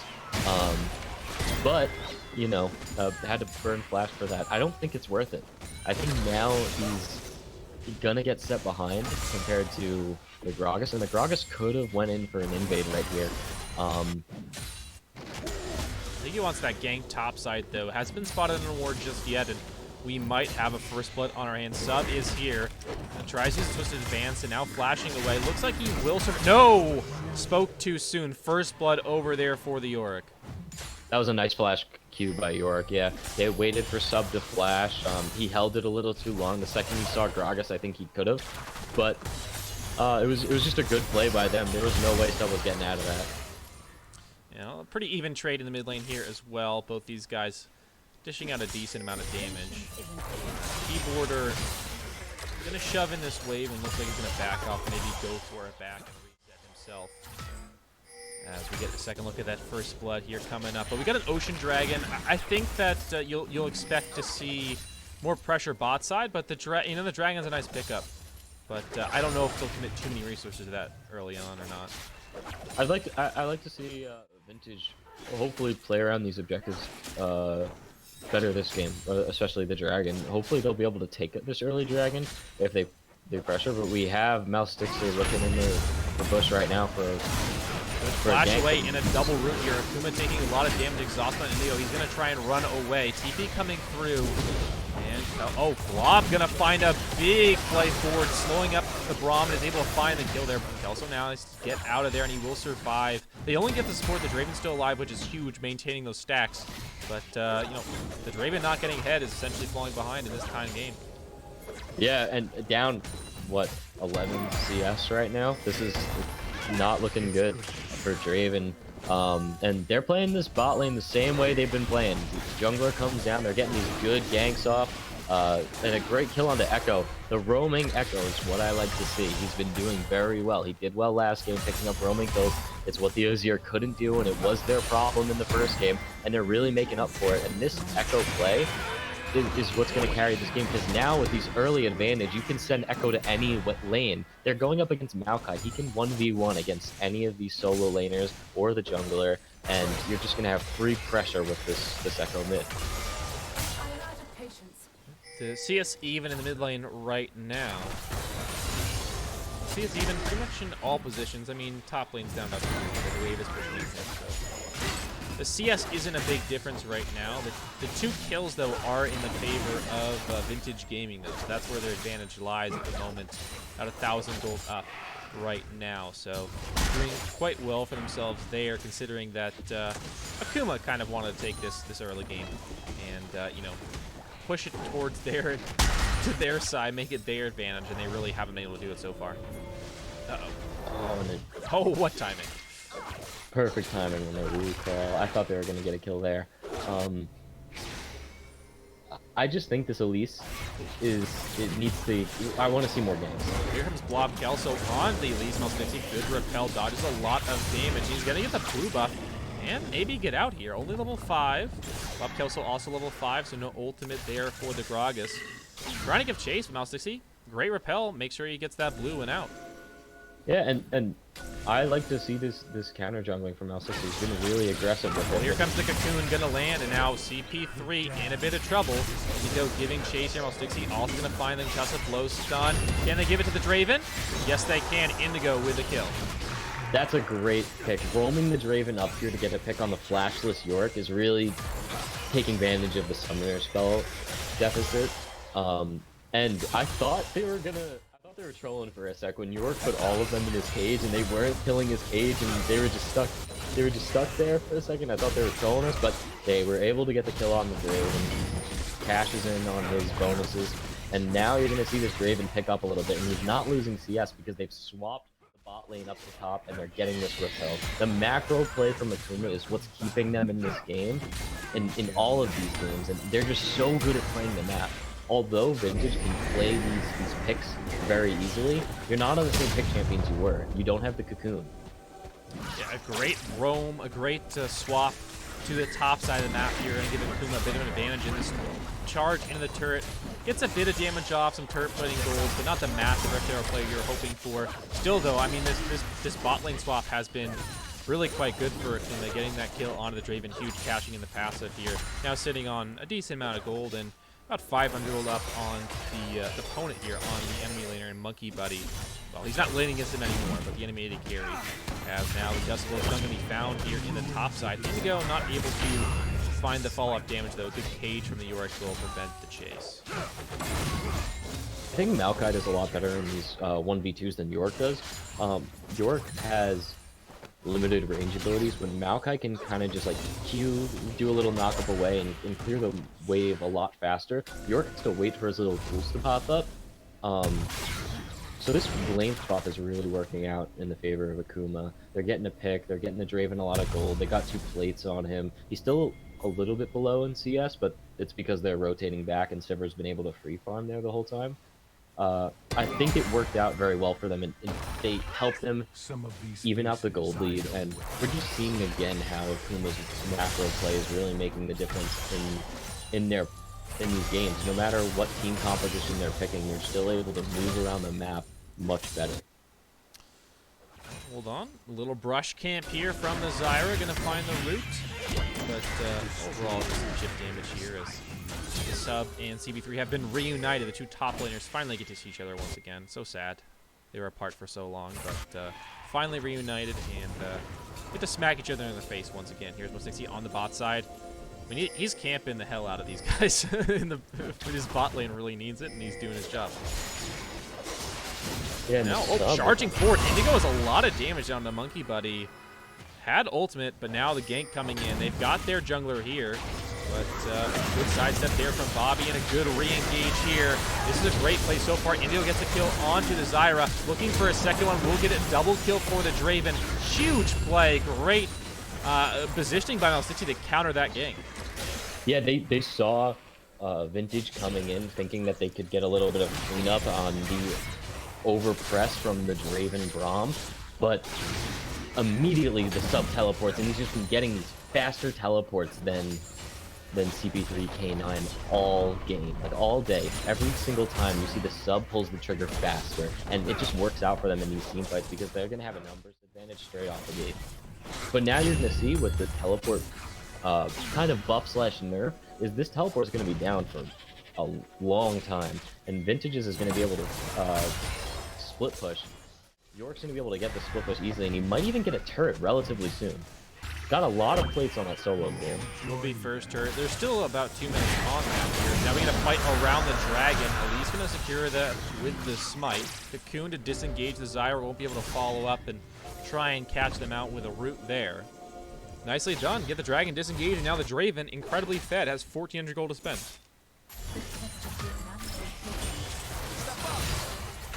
The keyboard are trying to hold the mid lane right now. 110 CS, doing quite good against the Echoes. About about a half a wave behind, maybe a little over that, 5 CS, so slightly over half a wave. And the Draven now, a Bloodthirster completed at 12, 13 minutes now, plus the boots. He's really quite strong. And the cold for the Sivir, really trying to get to that second item. He's really not very strong right now. Any fight should go to the Draven side. Yeah, this Draven's going to add a lot of pressure to this mid game, and you're going to see these fights start to turn in favor of Akuma. I mean, they were able to get that dragon based off a really good spike by Mostixie, and this is what I'm nervous for Vintage. Again, they start to slip on these dragons that they should be capitalizing on. They should be able to finish off and, hit that smite button, but for some reason they just don't pressure the dragon pit as much as they pressure Baron, and they don't have a comp that can rush Baron as easily as they had in the past. They don't have the Vayne, they don't have the Azir, they have Sivir, and Sivir needs time. She does, and she's got the coal, she's trying to accelerate to that, but right now the time is not really there just yet. Hold on, a big play back. Bobby gonna have to use a stopwatch to stop the damage coming through from Zyra and Sivir. Charging forward though, Indigo looking for the kill. Can he get it? Yes, he will, but down he goes. That's a big kill. A huge shutdown onto that Draven. That's a lot of gold. 600 gold. Sivir falls, but hey, you'll take it, I think. 2 for 1. Yeah, that was a really good gank by Black Elsa to come in and finish that up, because if he didn't gank right there, that would have been completely the other way, because Braum got the stopwatch off, which allows your cooldowns to reset. He gets his shield back up, and then Sivir does no damage because all Sivir has is VF sword. So if Blob Kelso didn't roam down, Draven would have just had 2 kills.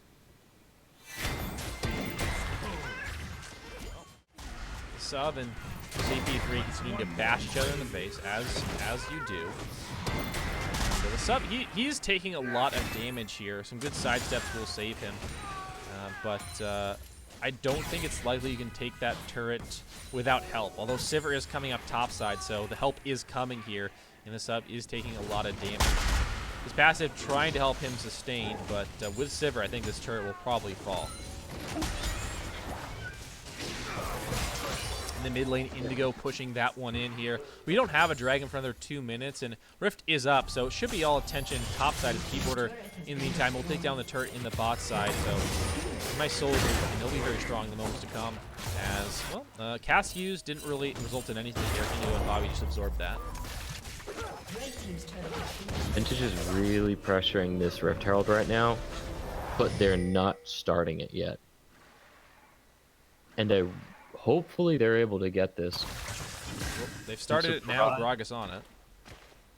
I'm surprised Malstix is not roaming over to get it, but I guess because they have their 80 carry top and then their laner. This is just a good position for them to be in. Sending the York bot side, and then they can send this Rift mid to try to open up the game.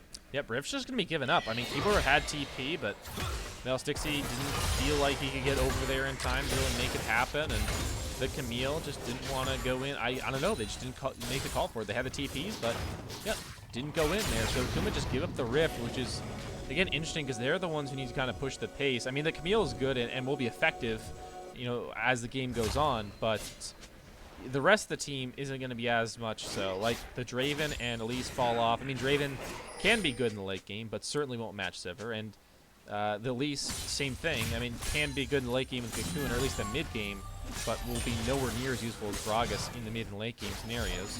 So I think you really kind of have to put the pace, and they haven't done that. And Camille can't, you know, 1v9 really. In this game, I just think it's pretty hard for her to. She's not massively far ahead, despite her small lead. The good part that Akuma has, like the benefit that they have, is that Vintage doesn't have a true tank on their team, which means that no one's going to itemize against the very heavy AD composition that they're running. You have Merc Treads on CP3. He hasn't even bought any armor yet. So, yeah, and they have 0 armor, basically. And it's a Yorick who is going to take a while, because Yorick likes to build damage items. Great dodge by the Chaperone. Uses the ultimate as the phase dive as well to dodge some key abilities and able to survive there. That pickoff could have been huge. That would have been Dragon there for sure. As hookshot going to come in. Chaperone now going to get placed in the ultimate here by the Camille, and Hexacle made him secures the kill there. But unfortunately, the Rift Herald is in the mid lane for Akuma. They got to run back to defend that here. Now the Zyra trying to bet at 5 at a time. It looks like the engage may come through. Akuma going to get jumped on. Bobby finds a room for engage carry, and Bobby has to flash out. Indigo with massive damage, though. He's going to find the kill to start things off. Now trying to get the auto damage on here from the other side. Keyboard is putting out a lot of damage. He's got to run away, though, in the sub. Now finds CC onto the Zyra. Second kill for Indigo on this Raven. A double there. Now flash away. Good job by Glove Kelso. Body slam over the wall, but here comes the Keyboarder on the chase. Won't be able to finish it off there, but a nice fight. Akuma wins. I'm glad Vintage got the Rift off middle. They knew that if Akuma went to Dragon or went to kill Echo, that they could just take mid-tier 2, which was great. But I don't understand why Echo had to die. They do this over and over and over again, where somebody gets picked off before the Dragon fight. They don't. They try to send one person to go ward Dragon, or one person to go ward Baron, and they get picked off over and over again. They could have been in a position where they sent Akuma to go get Infernal Drake, and they still got the mid-tier 2 without Echo dying, but Echo just didn't back off fast enough. And then you see Vintage going through the jungle, when if they just all went to the lane and then all backed out of the lane, they wouldn't have died. Nobody would have died, and they would have taken a gold lead for it. Instead, Akuma gets a couple of kills, they get to kill the Infernal Drake, and now I think they benefited from that. Here comes the Queen lands. Now the hookshot as well from the Keyboarder. They're trying to kill CP3. Malstixy going to grab that one. A 2-man combination there for Akuma. Keyboarder, Malstixy able to find the pick there onto CP3. And as you were just ranting about them getting picked off, another one comes through. The sub now on Chaperone. It shouldn't be easy for either side to die here, but a little bit of a nuisance at the very least. And they're going to spawn about 15 seconds. This matchup is actually pretty good for Echo, because the sub isn't building any magic resistance. Does have he's got Grievous Wounds though, so I mean, like at least the ult's less you know, heals less, but you're right. Like the non-magic resistance certainly makes things a bit more difficult for the sub. But this is what I like to see for them. I like when they put the chaperone on the Echo into solo lane. I like when he's pushing it. I like when he's pressuring it because it allows them to open the Two lanes on to Zyra here. The engage comes through on since he already got the kill. Trying to run away now. Will not be able to go down to Sabers auto attacks. On the other side, Keyboarder finds Bob Kelso for a kill. Indigo will be able to run away. So 2 for 1. Jungler for jungler and support. Akuma come out on top on that. And I think we're starting to see the problem with Vintage's composition, where you have a Sivir who wants to get as many auto attacks off as possible, but you have nothing to lock down the enemy team. Here comes the dive underneath the mid lane turret. Bobby gonna fall, but now the chaperone, he'll die as well. 2 for 1 once again, and this time Akuma gonna get the turret off the back. Yeah, when Zyra's not in these fights, you can't lock down the enemy team, and the Draven Camille just have free range to take you out. And it's the same thing we saw earlier where Sivir almost didn't get that kill on Elise because no one was there to lock them down. Well, here comes the Gragas coming in, and that'll force Akuma away thanks to the Predator usage. And well, they're going to fight over Raptors for a few moments here, but a disengage now. And the gold lead is decent for Akuma. Not exactly where you're hoping you'd be, considering you have a 7-kill Draven and a 3-0-3 Camille. But you'll take this position, I think, most of the time. Sivir is still looking to complete that Infinity Edge. I mean, until she does, she's not really the biggest of threats. No, not at all. But if you get to those 3 crit items, Sivir is going to, you know, be able to Bouncing Blade throughout the enemy team if they're really grouped up in these fights, which they have been so far. But this Camille and Draven are just going to run over them in the meantime because there's no threat. And this Bloodthirster shield for Draven is so huge. Right now, Sivir has no actual damage threat against the Draven in a 1v1, in a team fight.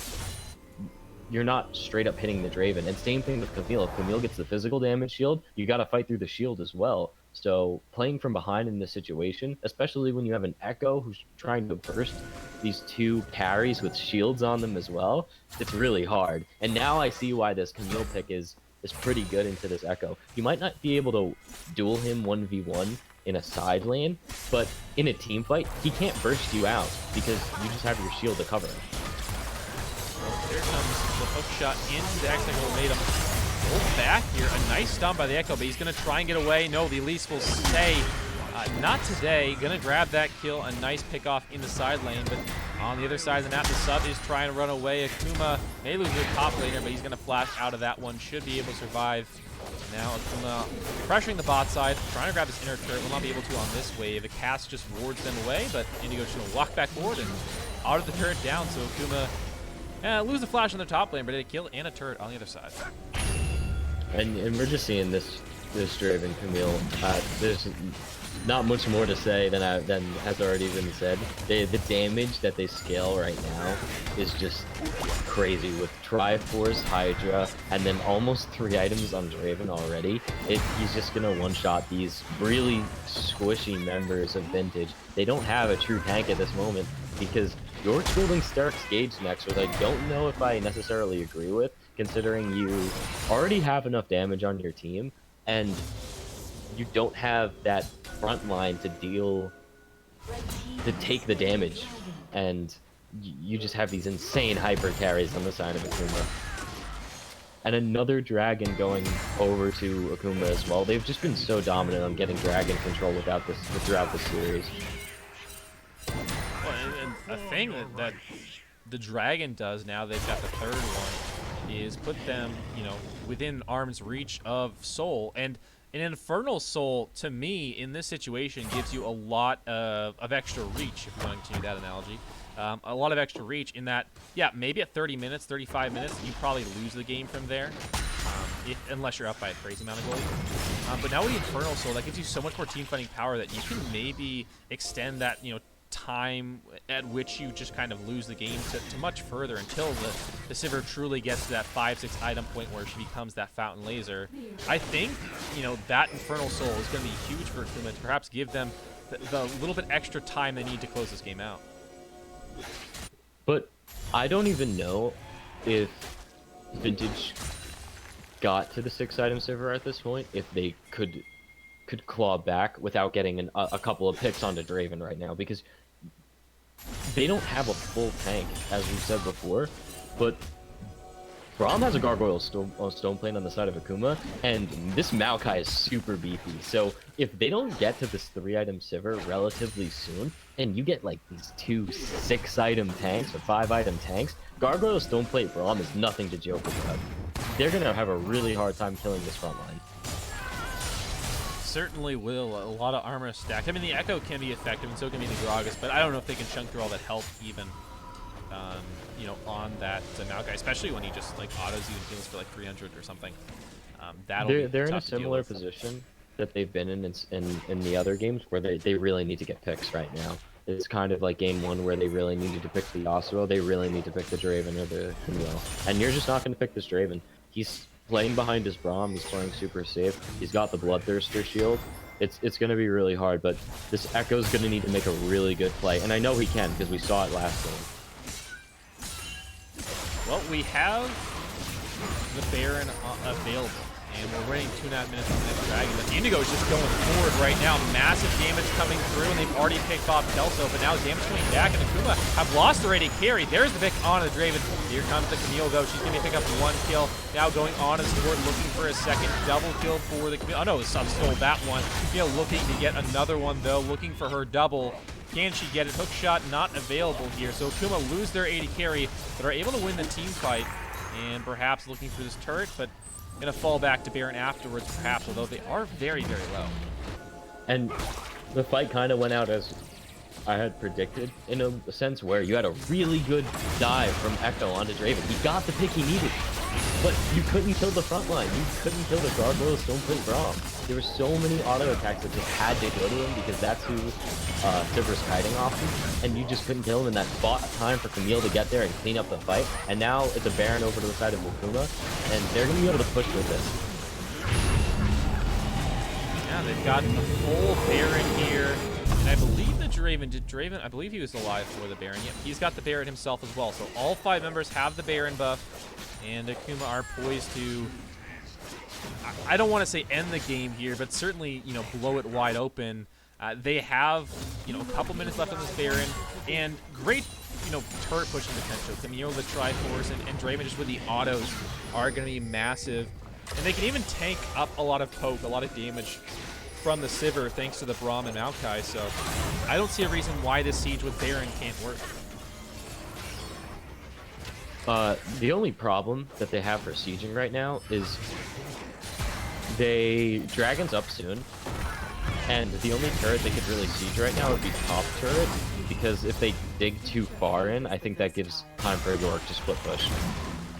But York's losing to Camille right now, so I don't even know if they're going to have that issue. Yeah, the Yorick right now is 2 items. Camille's on 3. So it becomes pretty difficult to win a 1v1 when you're down an entire item. And I don't think he's going to win a 1v1 when there's 3 members, almost 4 members for Akuma topside to pick him off. And they are almost halfway done here, but we do have that dragon spawning here. It looks like the dragon power play has not really done much in terms of getting them objectives on the map in turrets, but it has gotten them kills and potentially a dragon, which the soul honestly is so incredibly valuable right now to me, being an Infernal and being in high damage team comp in terms of how powerful Camille and Raven are, as well as the Elise. That gives her a little bit more leg room as well, or leg room? That analogy doesn't make. It gives her a little bit more power, is what I'm trying to say now as well. So this Infernal Soul is going to be hugely impactful going forward.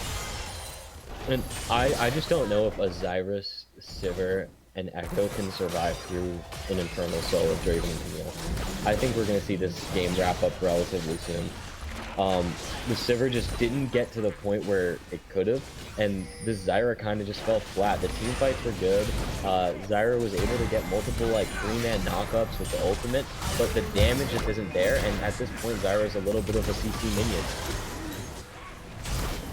Oops. There's 3 lanes of pressure right now to try and contend with, and Akuma are just slowly whittling down the base of Vintage Gaming here. Game number 3, I mean, they've got to make their stand at some point, and Akuma, well, they're just slowly willing it. I don't know what Vintage do, but they kind of have to engage here. They're losing top inhib, they've already lost mid inhib. It's only a matter of time now. I guess they're going in right now. Here we go. They find the sub, actually. They just kind of walk at him and kill him. No response there from the rest of Akuma. They let their top laner die, but they get 2 inhibs for it. I think that Akuma, if they wanted to fight there, could have just fought and ended the game. They had the entire base open. The sub kind of got caught out leaving the base, but on the bright side, the bot inhibitor still stands. Yeah, the bot inhibitor being up, it gives them a lot of hope, at least, for stalling this out, because they have the Sivir. So 2 inhibs does not mean the end of the game at all, to me, because the Sivir is just so powerful in wave clear.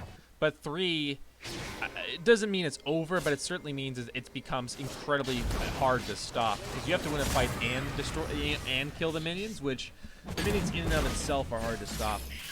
You know, with this Sivir, because double lanes or triple lanes of double super minions, it is just so hard. Like, the minions just take so long to kill that the enemy team, you just kind of walk at your nexus and kill it. So, you know, losing that 3rd one is really the nail in the coffin to me. So yeah, keeping that up, definitely a huge, you know, sign of hope for them. But we got a minute 45 here on Baron, 3:25 on the Elder. So perhaps we're waiting for that, but it looks like Akuma trying to find a pick. A massive threat here onto Chaperone, and another 2 autos will do it. Indigo with another kill on this Draven, make that 9 total.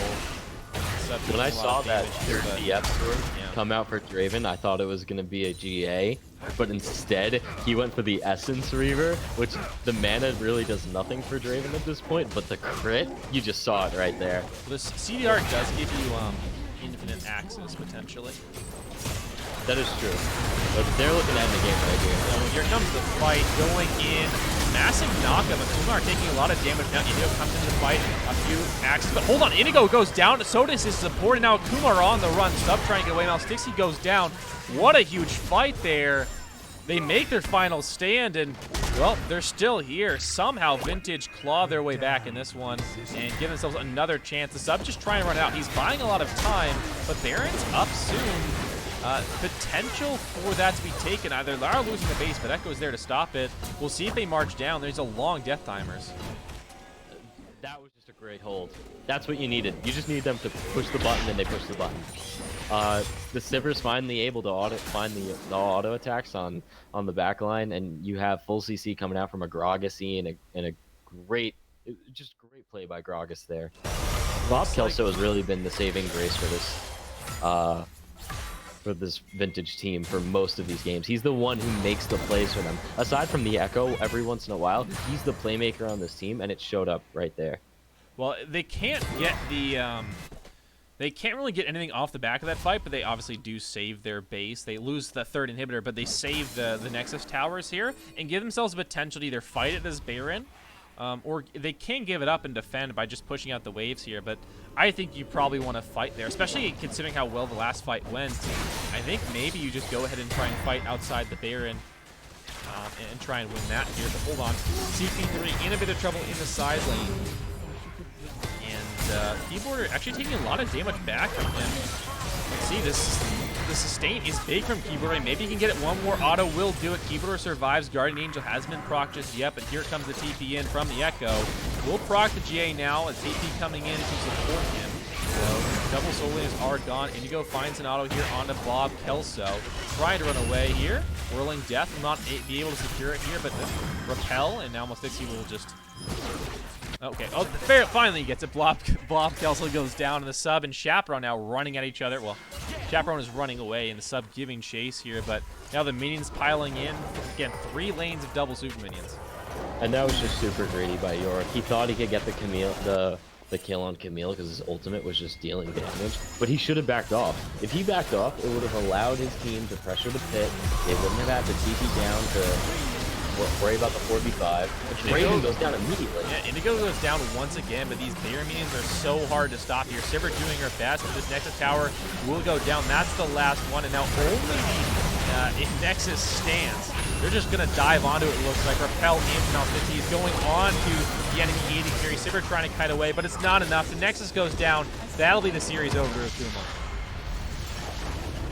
Wow, and what a game! Even at the end of it, when you think that Akuma's gonna just walk in and end it, Indigo just dies twice in a row at the Nexus towers. But still, they're able to just push the advantage with Baron, and minions do the work, and they finally get that last hit on the Nexus. That was crazy though. Draven actually didn't do that much damage in comparison to a few of the other characters here. Yorick and Camille doing the most in the game, which is a bit surprising here. But Akuma are going to take the series 2-1, which I thought they were going to take it 2-0. They were looking pretty far ahead in game number 2 there, but they were not quite able to finish things off. And then a really nice recovery from the side of Vintage Gaming. They came back from that one and were able to right the ship and secure the win in game number 2. And they almost did in game number 1 to that sneak Baron. I mean, they had some really good calls, macro calls, Yeah. especially around the Baron objective. But and they were good, obviously, individually there. You definitely look at Monkey Buddy, great job. Playing 3 different AD carries in the series, doing well on all of them. So they definitely look solid as a team, and I think they'll be up there. They'll definitely be contenders. I mean, they took a game off Akuma, who's, again, historically one of our better teams. Yeah, I think that they had some problems with CP3 getting caught out in the side waves, but if they're able to clean that up a little bit, they're going to be a great team. If they clean that up and their dragon control up a little bit, they're going to be really good. Their Baron pressure in the first 2 games was unreal. They were all ready to just flip a switch and get Baron, and they did it both times. In this game, they couldn't really do it because they didn't have the team composition. They went for like hard winning lanes, and they just didn't get it. Akuma just played the map so much better. They didn't let the York get 1v1s against Maokai. They swapped the Draven up there, and they killed the York. They didn't let the Echo get 1v1s against Camille. They had Camille roam around the map and create plays. They just constantly move players around the map faster than the other team, and it makes it so hard to gain advantages and press advantages when you have 4 men top and they came out of nowhere and your Draven's just all of a sudden top lane. Um, but yeah, that's their macro play was just really good against Vintage. But Vintage they held their own. They did held their own, and I'm happy that they won the second game and made it interesting. Yeah, well, Akuma going to take the series 2-1 over Vintage Gaming, but obviously nice to come off even a losing series with 1 win, something positive to look forward to, and build on here for Vintage Gaming. Akuma Sabers, they'll start off 1-0 here. Hard-fought series, but they'll be the victors in this one here. Any closing remarks before we leave everyone for tonight? I'm just that was a great time, great games that we casted. My first time casting in the Sugar Free League. I'm excited to see what comes out of these as the first games of the league, of the season. Yeah, a really, really good series to start things off here. Vintage Gaming Fall, but hope to see them again because they looked really good here. First time I've seen them, but they looked like a great team and definitely will be good, especially with a few more weeks of polish and the ability to play together a bit more. I think they'll definitely be a very, very good team. But with that, we're gonna say goodnight to everyone. I'm not Kios. HD Flip has been here helping cast with me. So if you want to, you can check us out on Twitter, Twitch. You can find us there. Follow the links. You can figure it out. But we appreciate you guys for watching. Thanks for bearing with us with all the difficulties. Unfortunately, we had a few hiccups with a fire alarm and then some stream issues, but all resolved now. And I hope you guys enjoyed the broadcast. We appreciate you guys coming and watching, and hope you have a great night.